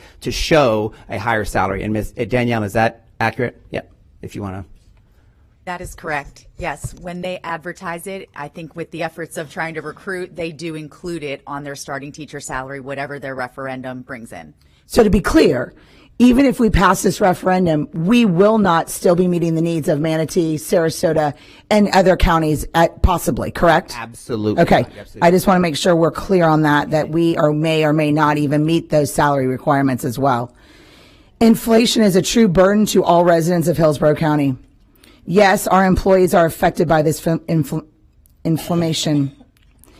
We must not be a catalyst for the ongoing increase in rent, food, healthcare, insurance, and goods. This district must be a leader in fiscal responsibility and make decisions that are best for our employees and our students. Until this district chooses to make better fiscal and financial decisions and prioritizes the needs of our students and faculty, its expenses, I cannot currently support this referendum without us making better decisions on an ongoing basis with the resources we have. And I did confirm, on the 2018 half-penny sales tax, there was no language about a citizen oversight, so I did confirm that. So I just want. Thank you, Member Combs. Thank you. And I want to say, as well as Member Vaughn said, thank you for the detailed information, for the work. I looked yesterday, I was looking for this last week, looking at when we had a workshop and reviewing all of that. We've received a lot of information. I can sit there and pick apart every single slide, find some inaccuracies, find a reason not to vote for the referendum. There's millions of reasons that I could find not to. So I want to clarify our intent. This is not about imposing a new tax. It's rather about empowering the community to decide if they want to invest in our schools or if they don't want to invest in our schools. I'm going in just like everybody else, and I will have one vote just like everybody else. Bottom line is, we have a problem, Florida. We are ranked 50th in funding. If you look at the diagram we received, and we're receiving an increase of $240 next year. If you added a zero to the end and said we were going to get $2,400 for our teachers, we would still be way below the national average. That's the bottom line. You can look at whatever you want, but we are ranked 50th. On top of that, of the nation, if you look at the vacancies by state per 10,000 students, we are also one of the states that has the highest rates of vacancies because people are not coming to Florida to teach. The articles from Katie LaGrove and ABC Action News, there were tons of articles and research done when they said, why did majority of teachers leave? They left because of funding. That's what they left, is because they were not getting enough money. At the end of the day, I am here for one reason, and that's to advocate for students. Today, on the way here, I was talking to a principal, and she said to me, from a Title I school, she said, Nadia, I have 20 vacancies already for next year. I have no one for 4th grade. This is a Title I transformation school. Our students in our black and brown schools are the ones who have the highest needs, highest vacancies. So board members up here, when you're speaking about advocating for students, if you're advocating for black and brown students, then you'd be advocating for this millage, because that's what's going to put students, that's what's going to put teachers in front of our students. It's going to make sure there's bus drivers. When you look at these vacancies, we have 116 vacancies from lunch when your students are saying they don't have time to eat. Vacancies from bus drivers, vacancies from highly qualified teachers. As Chris Taylor stated, from Hillsborough Education Foundation, sitting right here, he said, our members were elected to put the interest of our students and teachers first. This is our time to do it. And that was the time in 2021 when Manatee County, their school board, they voted 4-1 that they were going to put it on the ballot. Then in 2020, Pinellas County, 7-0, placed it on the ballot. In 2021, Sarasota, their school board, it was a 5-0 vote for that. In Pasco County in 2022, which is a very conservative county, 5-0. Then we go to Miami-Dade in 2022, 8-0, their school board members supported it. Then we go to Broward County in 2022, their school board supported it, 7-0. Then we went to Palm Beach in 2022. Their board supported it, 7-0. And finally to Orange County, right here, our neighboring county, 2022, 8-0. So why does every other board supporting the millage when we know our teachers are underpaid? Why is that happening? I mean, when we talk and we say that there's a transparency issue when our bond rating has gone up, when we have several audits, people try to have this idea, a suggestion of non-transparency. The problem is, it's a funding issue. It's a problem with the state of Florida, funding Florida very bottom 50th. So let's look at that. And that's why all our neighboring districts are looking for millage. And that's why all our neighboring school board members are supporting it. Regardless if they're conservative, liberal, independent, it doesn't matter. We're here as a school board because we're advocating for our students. We're advocating for our teachers. That's why we're here as Hillsborough County School Board members. We've heard from charter schools. We've heard from business owners. We've heard from HEF. We've heard from teachers. Why are we not supporting it? Let's let our voters decide. Let's let our voters go in and decide, and I will have one vote just like them. Thank you, Member Combs. So there was an article that was published 5 days ago in, well, actually ABC, WTXL ABC News published this. As to the title of the article was Florida Teachers Share Brutal Truth Behind Why So Many Keep Leaving. And they named insufficient pay, but also statewide legislation, burned out, disciplinary actions, violent behavior. So teacher pay was not just the reason why they were leaving. But I take issue with something, Superintendent, of our, and as the Latina on this board, that our schools, our failing schools, are failing our students of color and our Latino students. They're the majority who have the teachers that are not showing up for them. They have a high rate of substitutes in their schools. And during our board workshop, it was said that the teachers do not want to teach these children because they're bad. And I took offense to that statement.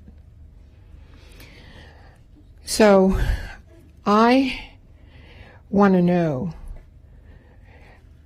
how is this, as far as our teachers and the pay, because when we go out for this millage, our Black and Latinos families will be paying this millage as well, to pay teachers to teach their students. And if their cheeks are not in the seats, then, you know, as far as the suspension rate also, the parents still would be paying the teachers. So how are we going to attract teachers to these struggling schools? Because I asked you during that workshop, do you guarantee that these teachers will come to these schools to serve our Black and Latino students?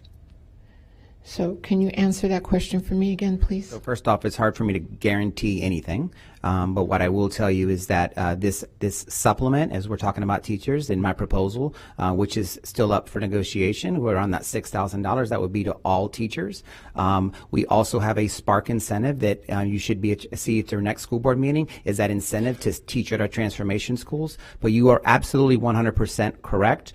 Our transformation network schools have a higher number of vacancies than our other schools within this school district. I do take offense a little bit around the DNF schools, as this was a baseline year last year based on proficiency, and our goal moving forward is proficiency. We will see ultimately where our schools lie. That 33 number bothers me, as it should, and my goal is that number is 0, and that ultimately is what, no matter what happens with anything else, the 7 of you will hold me accountable to student achievement and our accountability system, and then I have 0 DNFs. If I don't meet that demand, then I won't be here, regardless of any of the stuff we talked about. And that's why I'm here today bringing this millage forward, because we have to have highly qualified teachers in place if we're going to move the needle in this school district. So some of the things we've done, we do have, one of the things we put forward this year is we do getting our interns, getting our students that are seniors in college that ultimately would then take jobs. We place, is it Ms. McCray, 25% of our interns in our transformation network schools.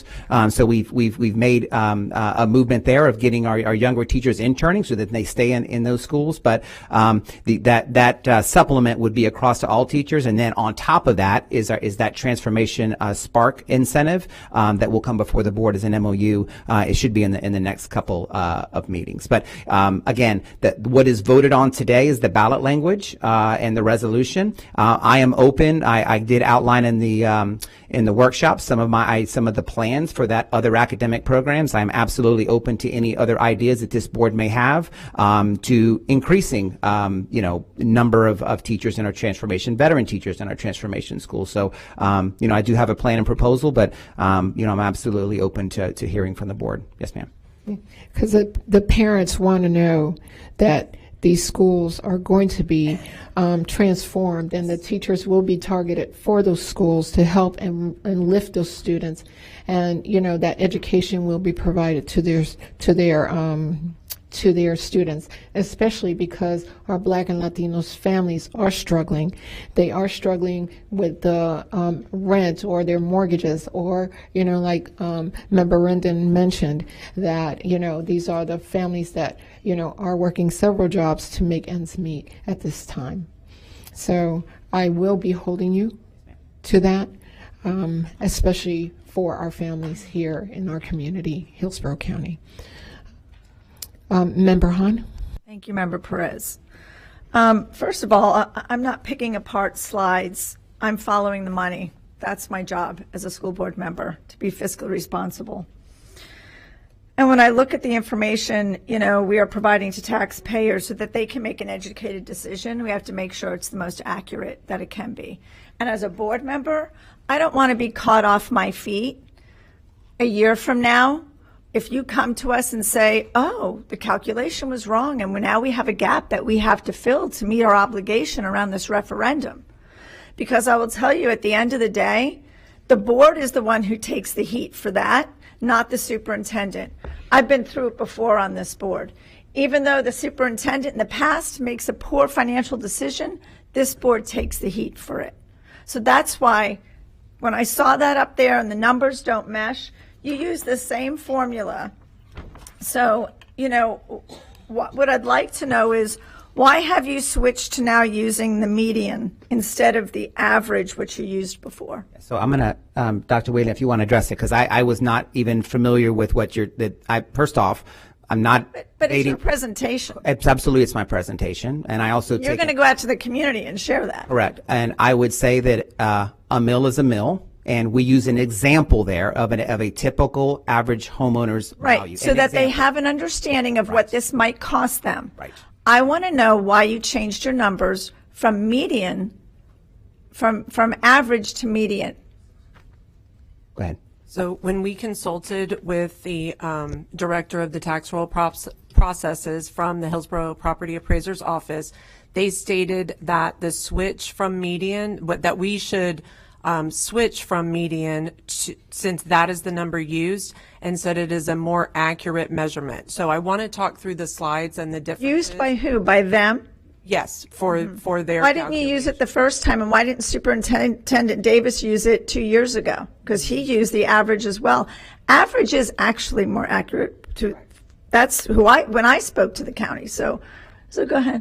Well, we'll clarify that, but on the workshop materials that you originally received, you are correct, and I want to speak to the amount because the 166.8, that was in your original workshop materials, right, with the average home with the $350,000 that we had. 375, but tax exemption. Right, with the 350 with the homestead exemption. Then you received an updated packet of materials on February the 23rd that had the 177 million, and that was the revenue amount that was projected on 375. the 25-26, the 2025-2026. So that's why that amount changed. So I'm sorry, it was 177 mil on 375 with the updated, correct? Yes. Okay, so again, why are you using the median now? I mean, I'm going to tell you why I think you're doing it. I think you're doing it so that taxpayers don't think they're paying as much. That's why I think you're doing it. I think you're going to go out and say, look, it's not as much. It's only blah, blah, blah instead of this. And I think it's misleading. I'm going to be honest. So I'm going to leave it there. I have other questions. I didn't expect to be talking about that. I've abandoned a lot of the things I wanted to talk about, but unfortunately, did you ever think to maybe discuss those numbers with your board before you threw them up there tonight? Which numbers? We had a workshop on that on the 27th. No. Which The number? numbers tonight, the $306,000, the change to the median amount. Okay. Okay. So in the end, that is an example. That is an example of a typical homeowner's home. That's an example. I understand that, but you're so is the 375. You're choosing to use the lower number for a reason. I'm not a stupid woman. I'm sorry. I would not say that you are. Well, it's insulting. That is so. And let me just say that a mill is so for any taxpayer. If they look at your property tax bill, it is based on that taxable value. And a mill is a mill. So that was just an example. If there's discrepancies over average, mean, median, I will get that clarified and ensure that every single presentation that goes out that I understand the difference between mean, median, typical when we're talking with our property tax appraiser's office on average home values. And so it was 177 mil, the update to this slide. So how is it the same amount if the median price is lower? How do you calculate? It's not mathematically Ms. Johnson, making yeah, that was sense. the 177 Ms. Johnson gave us. That is based on the 3%, I believe. So if you, Chief Johnson. Yes, our property tax value go up by 3%. We kept the rate the same. So we're projecting in the fiscal year where we actually pay out the mill. And we was very conservative with that rate, and with the property tax value, we only took it up by 3%, and that just should have been highlighted that it's for fiscal year we're going to actually pay out. The previous slide shows if we went for a mill today in this fiscal year and we got approved, and that would not be accurate what we really will levy. So we used the estimated, but we was very conservative with that estimation. So regardless of the value, you're going to get the same amount of revenue, is what you're telling me. No, with the taxable value wouldn't increase and the amount we receive increase because the taxable rates goes up by 3%. I want you to put the slide back up. Put it back up. So, yeah.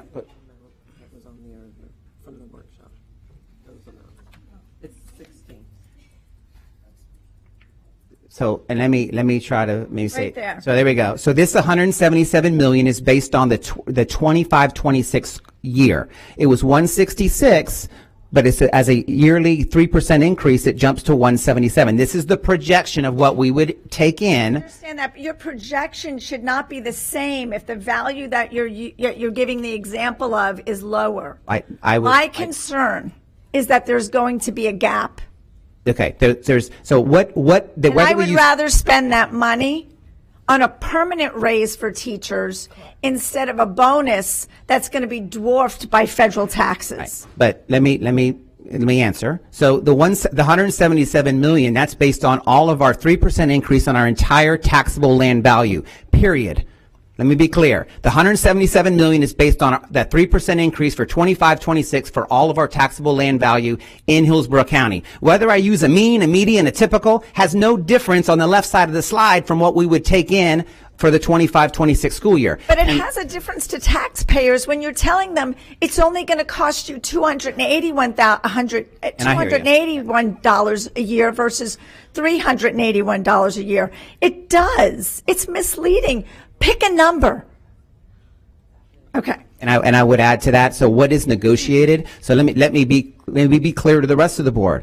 That millage supplement is negotiated every single year. If we draw in less, what we negotiate is based on that number. We're never going to dip into our regular budget to offset monies that we didn't take in for the additional supplement. That money is negotiated every single year based on how much money we take in from that 1 mil. So in no case will we have a shortfall because what we supplement through the referendum will be what we take in based on that 1 mil. So I want to go switch gears a little bit to the CIT that was mentioned. I'd like to ask you your thinking around, instead of focusing on the CIT right now, because it's easier to keep money you already have than to get money you don't have, why not focus on the CIT now, given the economy as well, wait 2 years for this, and then 2 years later go out for the half penny? I understand the issues around cutting it close with the half penny. But by putting both of these on the ballot, you're going to split the vote. And one of them you probably won't get. I don't know which one. But now tomorrow we're in jeopardy of not even having the CIT on the ballot. Right. So I would answer that to say these are two separate funding sources, capital and operating. that. And what we're facing is an operating deficit. We don't take in the same amount of revenue as other school districts because they're taking in additional money on the operating side. The CIT is capital. We have our half penny sales tax that's currently in place. We need the CIT, but as I mentioned earlier, this is a time for us, an urgent time. We can no longer wait another 2 years. We have our half penny that we would like to take early in 2026, if at all possible. So we've got a half penny sales tax, and the half penny sales tax the reason we put that in 2018 is because of our capital dollars that generate, how much money we generate in capital does not, if we remember the slide I put up earlier, since we're on capital, this slide, this is how much we generate through the 1.5 mil. That, by the way, let me rewind and remind that used to be 2.0 back in 2007 and never reached those numbers again. The numbers that we generate for capital from our 1.5 mils is based on no equalization, just on land value. That is our current lay of the land. That's why the half penny sales tax was so critical for this school district in 2018. I understand, Dr. Hahn. I will be criticized one way or the other on the decision, whether I went for the millage, whether I didn't, but it's my recommendation and I'm moving forward with it. Okay, Yes, I ma'am. appreciate that. So this, the bonuses that the tax hike will generate are not just for employees within the schoolhouse, correct? Yes, it's for every employee. I'm sorry, I didn't catch the question. So even members in this building, employees in this building, members of your own cabinet making 150 plus a year are going to get that bonus, correct? Yes, ma'am. I was very clear up front. Hillsborough Strong, everyone matters. This is about every single employee in this school district. It takes all of us to make this school district run and function. So that is my recommendation. You're still running my time. So yeah, thanks for clarifying. But yes, it is for every employee besides the superintendent. Thank you. Yes, ma'am. Because I think there's been a lot of talk about teacher salaries. I don't think a lot of people understand that it's going beyond the schoolhouse. So the last thing I want to say, well, I understand it's for everybody, but if the problem you're looking to solve is retention and recruitment of teachers, I'm not sure why that wasn't just the focus. But the last thing I want to say is I want to address this whole conversation around placing it on the ballot. I'm losing my voice because I'm sick. I'm sorry. Lastly, as a school board member, I am acutely aware of my responsibility to represent the best interests of all people in Hillsborough County. And while some people may advocate for placing the issue on the ballot and letting voters decide, I firmly believe that as an elected school board member, my leadership requires making tough decisions based on my comprehensive understanding of the information and the financial situation. We cannot afford to shirk, and I certainly will not shirk my duty before this board today, and I'm going to act in the best interest of our community, and I am going to vote today as an elected by the public school board member representing not only my constituents today, but everybody across Hillsborough County. Thank you. I appreciate everybody's comments this evening. Thank you, Member Hahn. Member Gray? Thank you, Madam Chair. And it seems to me that these discussions are the same type of discussions when we do put this on the ballot that our voters will have. The onus, of course, as an educator, we know, is educating, and Superintendent Van Ayers, your team, and I know Grayson, the onus will be on you, your team, to educate the public so they can make an educated decision. We know, because I've been here 8 years and so forth, and Member Hahn's been here for 6 years, and so we know the intricacies, but the public doesn't know, obviously, because you're hearing a reflection of how the public is maybe consumed with information that may or may not be true.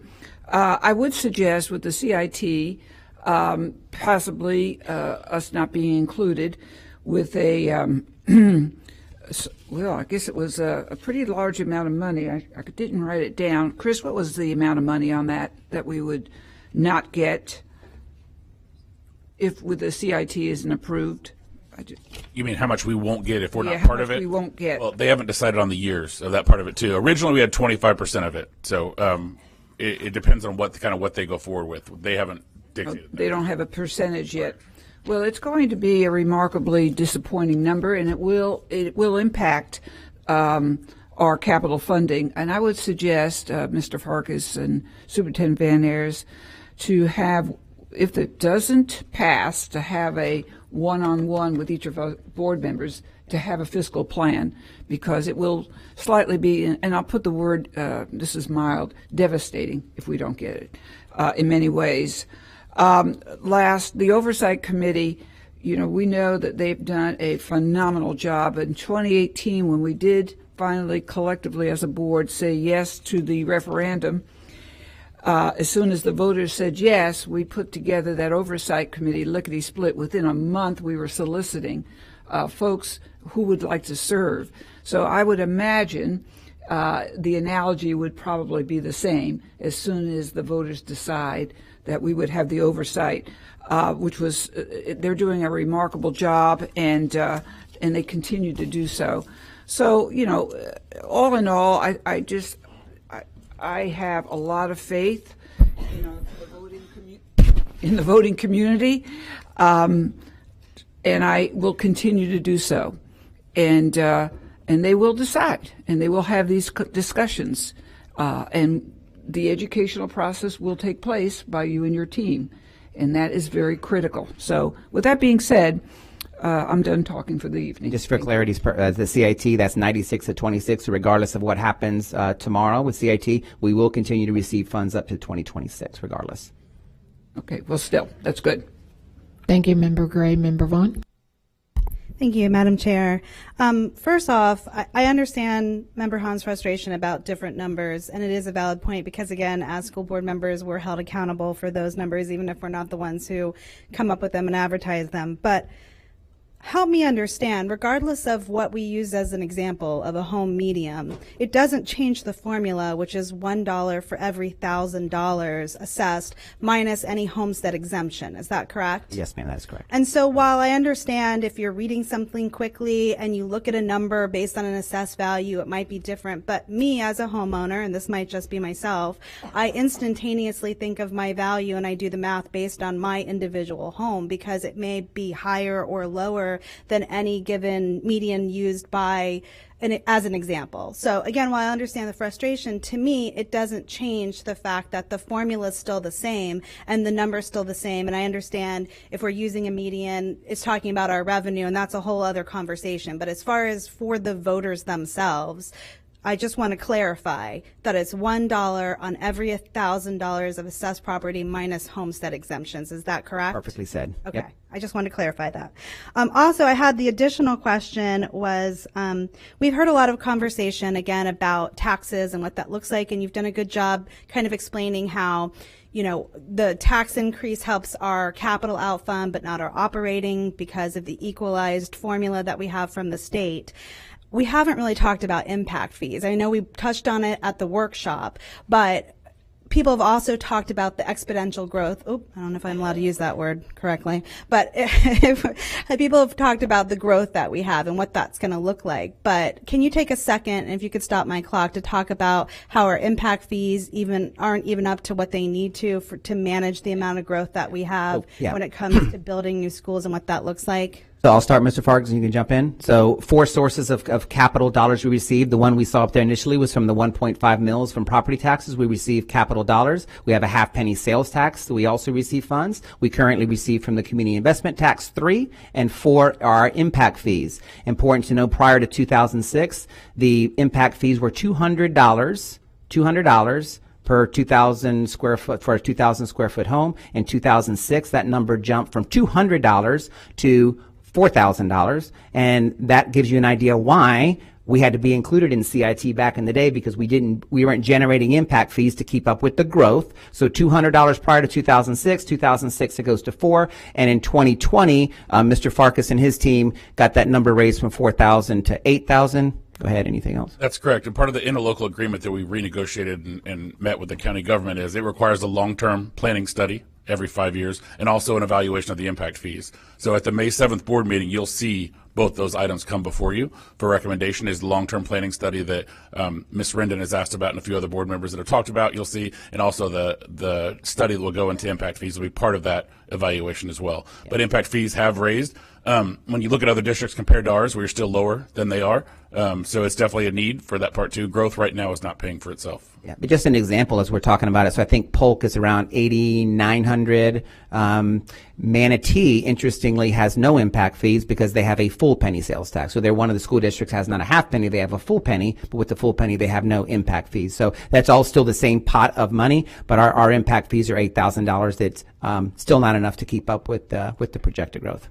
Thank you. I appreciate that. And it is complicated because we keep talking from operating funds to capital outlay, and those are funded differently. But it's clear whether we're talking about the CIT tax, which is for capital, whether we're talking about impact fees, whether we're talking about our operating fees and how all the other counties have had to go out for this, that we're being underfunded across the board by the state in general, who, talks about impact fees, hold it accountable. And so we have to respond to the fact that traditional public school is being underfunded in any way that we can. And again, I hate being in this position between a rock and a hard place, but it's our children we're talking about. It's the children, it's our future. So I think that's, again, why everyone up here is so passionate. I find it unfortunate that we would have to prioritize a CIT or this millage. Is that because the county commission is the one who's making that decision. So we could possibly say, hey, we're not going to go out for a millage, and then hope that the commissioners would then agree to include us. But we don't make that decision, right? That's up to the county commissioners in general. The county commission controls that, and they've had the discussions about taking it in 24 as opposed to 26. So they're in that discussion now. That conversation is taking place, but we are that is the county commission's decision, not ours. And what I would urge for them is to not try to make us choose between the expansion we need to, mostly in South County, that we talk about repeatedly over and over and again, and making sure that we're paying our employees a livable wage. I don't feel like we should have to decide between the two of those. And while I agree that we can do more to try to look at raising teacher salaries internally, I don't disagree with Member Rendon. All of us have taken painstaking time to pull apart agenda items to talk about saving money. It doesn't matter what we do internally if other counties always have another bucket of money to pay a higher supplement than us. Is that correct? Yes. If we raise it, they can raise it. And I think a mention was made, or I can't remember by who, about the BSA, the increase of $240. Well, that's an increase across all districts. So it's an increase for them, it's an increase for us, and then there's an additional revenue for the mill that's on top of that. So it's an increase for all, not just Hillsborough County. And I think that's another point that I want to make for people who had questions is this is a separate line item on the check, right? We talk about accountability, how we know where the money is going to be going. Is this something that employees are going to be paid every paycheck? Are they going to be paid quarterly? What does this look like for the payout for our employees? What that would look like is every 2 weeks would be part of their paycheck as a separate line item. And again, what is negotiated there is how much revenue we have for that year, what that 1 mil generates for that tax year. That is what then is negotiated that goes towards salaries for those employee groups. Yes, ma'am. And I appreciate Member Combs, talking about how different boards have voted in regards to passing this referendum. But I think what's important is it's not just the boards, it's the counties, right? It's the voters in those counties. Some of them are very rural. Some of them are very impoverished counties. They're diverse in being urban and rural. But what they've said over and over again, regardless of what the board members have said, are those voters have said they want to prioritize traditional public education in their counties, or public education in general, since we had so many charter school members talk today. So I think that's an important point to make. One last question that I have, I could talk about this all day, but the last question I'm going to bring is, I know we're talking a lot about the oversight board, and again, everybody's concerned with transparency. And while it doesn't talk about an oversight board, the verbiage does say that we'll have an annual reporting to county residents for transparency and of use of the funds. Can you explain more of what that looks like and what that means, since that's actually on the ballot language? Ms. Johnson, did you want to touch up on that one? But the oversight committee, that is something that I as superintendent would put into place, and then the public transparency of how those dollars are spent through Ms. Johnson. Once we receive the money, if we're voted in, the referendum voted in, it will be allocated based on every employee we have in a district. It's going to be an accountability system, and what we agree upon, they will be paid, and we'll show that payment has been made out to all the employees in the district who's employed with Hillsborough County Public School. Okay, thank you. Thank you, Member Vaughn. Member Rendon? Yes, thank you very much. I do want to thank my fellow board members for their comments and their passion. I think that everyone on this school board does think very highly about all of our teachers and our staff in the district, and it is a priority to all of us that we do everything we can to make teachers and staff have as much of a livable wage as possible. And I do want to make sure we emphasize that. I do want to make a motion. And that motion is that if this referendum does pass, that the superintendent will create a citizen oversight committee prior to July 1 of 2025. Okay. So technically speaking, you're asking to amend the main motion, which is an appropriate motion. So that requires a second. So the motion would be, and you can repeat it, but it would be if the referendum passes, the superintendent would create an oversight committee modeled, I'm putting words in your mouth, but modeled after the one that exists for the half-cent sales tax. The reason I say that is we want to be very clear on the record that the oversight committee only has the power to report. They don't have the power to make decisions about how money is spent. They just report, and that's really critical. So that's why I'm adding that to your motion. But that's the motion. So it would be, the superintendent said he's going to do it. This would codify it as part of this motion that an oversight committee be made. So again, before you can discuss it, it needs a second. Okay, so there's a motion on the floor, and so this is an amendment to the main motion. So first you have to vote on this. And the only thing you're voting on right now is whether there should be an oversight committee if the referendum passes. So you can have debate or you can just vote on that. But that's the only thing. You're not voting on the main motion, just the amendment. That it would have an oversight. Correct. It would be required to have. Be required. So. Please vote when you're, question? Member Vaughn? Thank you. I appreciate any opportunity to have an oversight committee and answer the concerns of transparency. However, I know sometimes I have made motions and my fellow board members have said that they would like more time to process something like that. So I just have a question about, is this the only time we could make this motion? Are we able to make and have this motion at any point? Because I would like to just digest it a little bit more to understand what that looks like, what the intent is. I know last time we had an oversight committee, just understanding like who got to assign what that looked like, who was going to be a piece of it was so laborious that I would just like to know a little more detail. So is this the only time, or can we continue to make this even if we pass this tonight? So yes, you can. The motion, first of all, is appropriate because it's part of the resolution and part of the referendum language. If you did not want to pass it tonight, you would ask the superintendent, and I think he would agree, to bring it back to the board for a formal vote. That's typically how motions are made. The only reason it's appropriate for her to do it when it's not on the agenda is because it's part of the overall discussion of this. So it's not something that a board member could just bring at a board meeting randomly. It would have to be brought back by the superintendent. So if this did not pass tonight, or if you wanted to withdraw your amendment and ask that he bring it back as an agenda item, that would be the other way that you could handle this. Okay, I just needed those answered. Thank you. Member Rendon?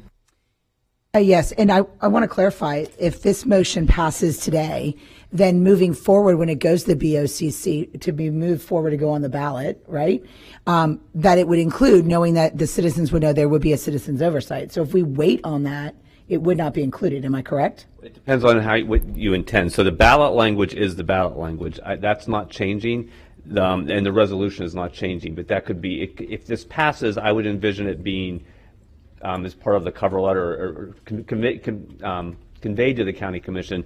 But I don't think you're suggesting changing the ballot language. That would be a very different ballgame. Again, we're limited to words, and this has been vetted. So I think we would let the county commission know that was the official vote of the board. But it would not change the ballot language. I But wanna the be public would also know. So the Correct. public would know. People would still know that it would be officially going to happen. Correct. If we pass this today. Correct.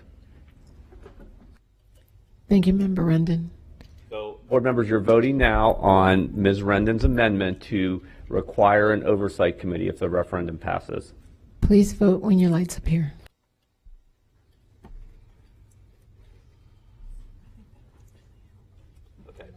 And So that passes, and now you're back to the main motion, which is the superintendent's recommendation to approve the resolution before you. This would, if this is approved tonight, it will be sent to the county commission, who has the duty to send it then to the commissioner or the supervisor of elections to place on the ballot. That's the next step.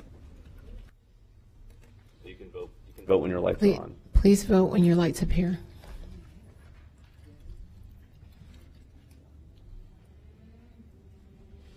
And it passes 5 yes and 2 noes.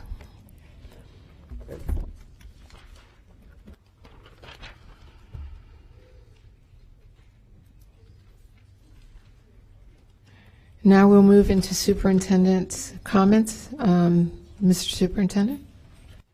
Thank you, Madam Chair. Superintendent's updates this evening. We could wake Chad up back there. Here we go. So my updates this evening, first some announcements. This month we recognize National Child Abuse Prevention Month, which is dedicated to raising awareness and preventing child abuse. The Keeping Kids Safe Partnership campaign, Pinwheels for Prevention, is a collaborative effort organized through the leadership of the Children's Board of Hillsborough County, where community partners dedicated to improving child safety and well-being join in on this cause.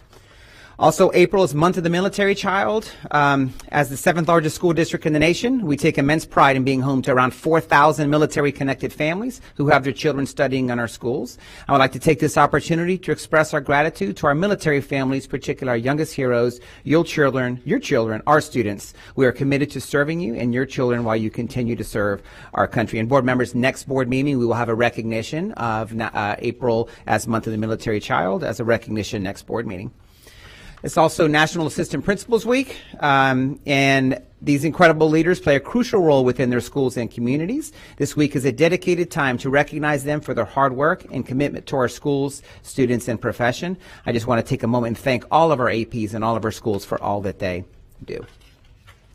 And the day is here, Saturday, and the weather is going to be beautiful for our 3rd annual Race for Education at Blake. So that starts at 8 a.m. Again, it's our 3rd annual.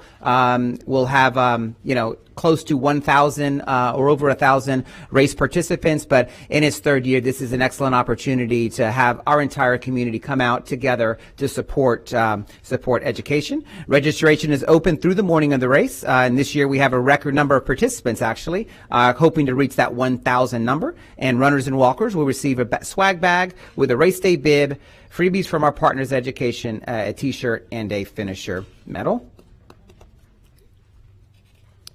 And we had some our HCPS Spirit Night at the Trop, and Dr. Hahn and Ms. Rendon, we were both there to celebrate our Excellence in Education Award winners, and also with Anna from the Education Foundation as the Rays Spirit Night. We had nearly 4,000 of our families at the game. A long time. We made your son come in. We're like, and finally, this past Friday, we recognized our 2024 Cadet of the Year. And our 2020 for Cadet of the Year, I want to congratulate Tyler Szymanski from Sickles High School on being named the 2024 JRTC Cadet of the Year. Tyler was so excited, his parents incredibly excited. First time for Air Force and first time for Sickles to win the Cadet of the Year, so congrats to both of them. Tyler and 9 other cadets recognized during the ceremony were chosen from 5,200 cadets in 28 programs across the district to be named to the top 10. And it was really just a remarkable evening there at Jefferson High School. Between their leadership skills, academics, and overall resume, these young men and women are incredible representatives of not only their schools and respective services, but the district.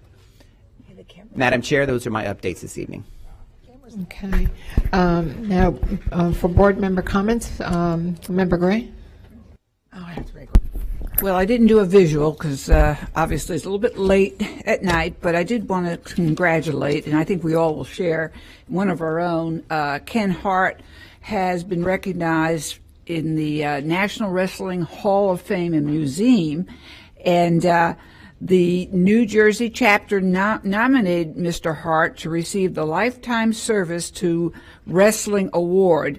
And of course, this goes throughout the whole United States. So this is a very proud moment for Ken Hart. And wherever you may be listening, Ken, go, go, go. You're still in great shape. Race for Education. I hope every board member will join us in with their 2 feet as well in terms of walking or running, 5K or 1 mile. And a big thanks to Anne-Marie Courtney and our Hillsborough Education Foundation interim leader, Anna Corbin, for organizing and gaining all these sponsors for this event. Also want to highlight Ernest Wood, who was the host of March Madness.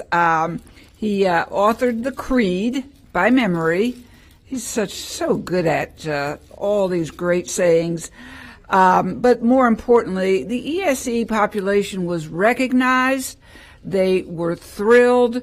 They had so much physical and mental awards for being just on top of their game. And the winning teams, Davis Elementary, were 20-year winners. Eisenhower, Carver, Lavoie, and Dorothy Thomas were also winners, and this is their basketball team spirit and their engagement. And Buckhorn.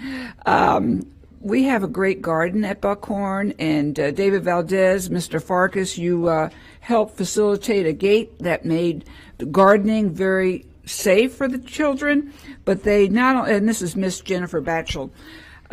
So she has her kids not only make the meals from the garden to table, but then they give lessons on how to make the meals and how to grow the vegetables, and this all comes from the elementary kids. It's what a great initiative. I had pictures of that, but did not get around to giving it to Pablo. But at any rate, have a good evening, everybody, and thank you for hanging tight, listening to our discussion tonight. Thank you. Thank you, Member Gray. Member Rendon? Thank you, Madam Chair. And, Member Gray, I'm going to talk a little bit about human trafficking, and I know that this is a passion near and dear to your heart, and you've done numerous work on this. And I want to make an effort to make sure that I do it justice in the fact that, the National Human Trafficking Hotline reports that Florida is the third in the nation for the highest call volumes for human trafficking, behind California and Texas. In 2021, Florida identified 1,253 human trafficking victims and received 781 reports of cases of human trafficking, resulting in 151 minor victims and 579 adult victims in Florida. It's very important to know that there's a tremendous need for a specialized court in Hillsborough County devoted to the needs of adults and children who have been identified with victims of commercial sexual exploitation and labor trafficking. Hillsborough County had such a court for minors for 3 years, and it was recently suddenly abolished for unknown reasons. We need to get behind this, the judicial cracks, and the school district is in a unique position to be a partner in identifying trafficked minors to a specifically human trafficking treatment court for better assistance in getting the appropriate resources to help them. I met with One More Child earlier today, and it's critical that we as a school board get behind the fact that our minors are being taken advantage of, not only through our communities, but then again in our court system, because we don't have appropriate courts and judges to really be addressing the needs of these minors. So I want to make sure that we bring this to the public's attention and recognize that as you're looking at your judges in this coming years, in this coming election, be asking those questions. Protect our children, protect the victims. And it's critically important that we bring that to a public knowledge. And I thank you, Member Gray, for constantly doing that on an ongoing basis. I also want to make note of it being Military Month. I had the privilege of doing a clap out at Newsom High School on Monday morning, April the 1st, to begin this wonderful month of the military child.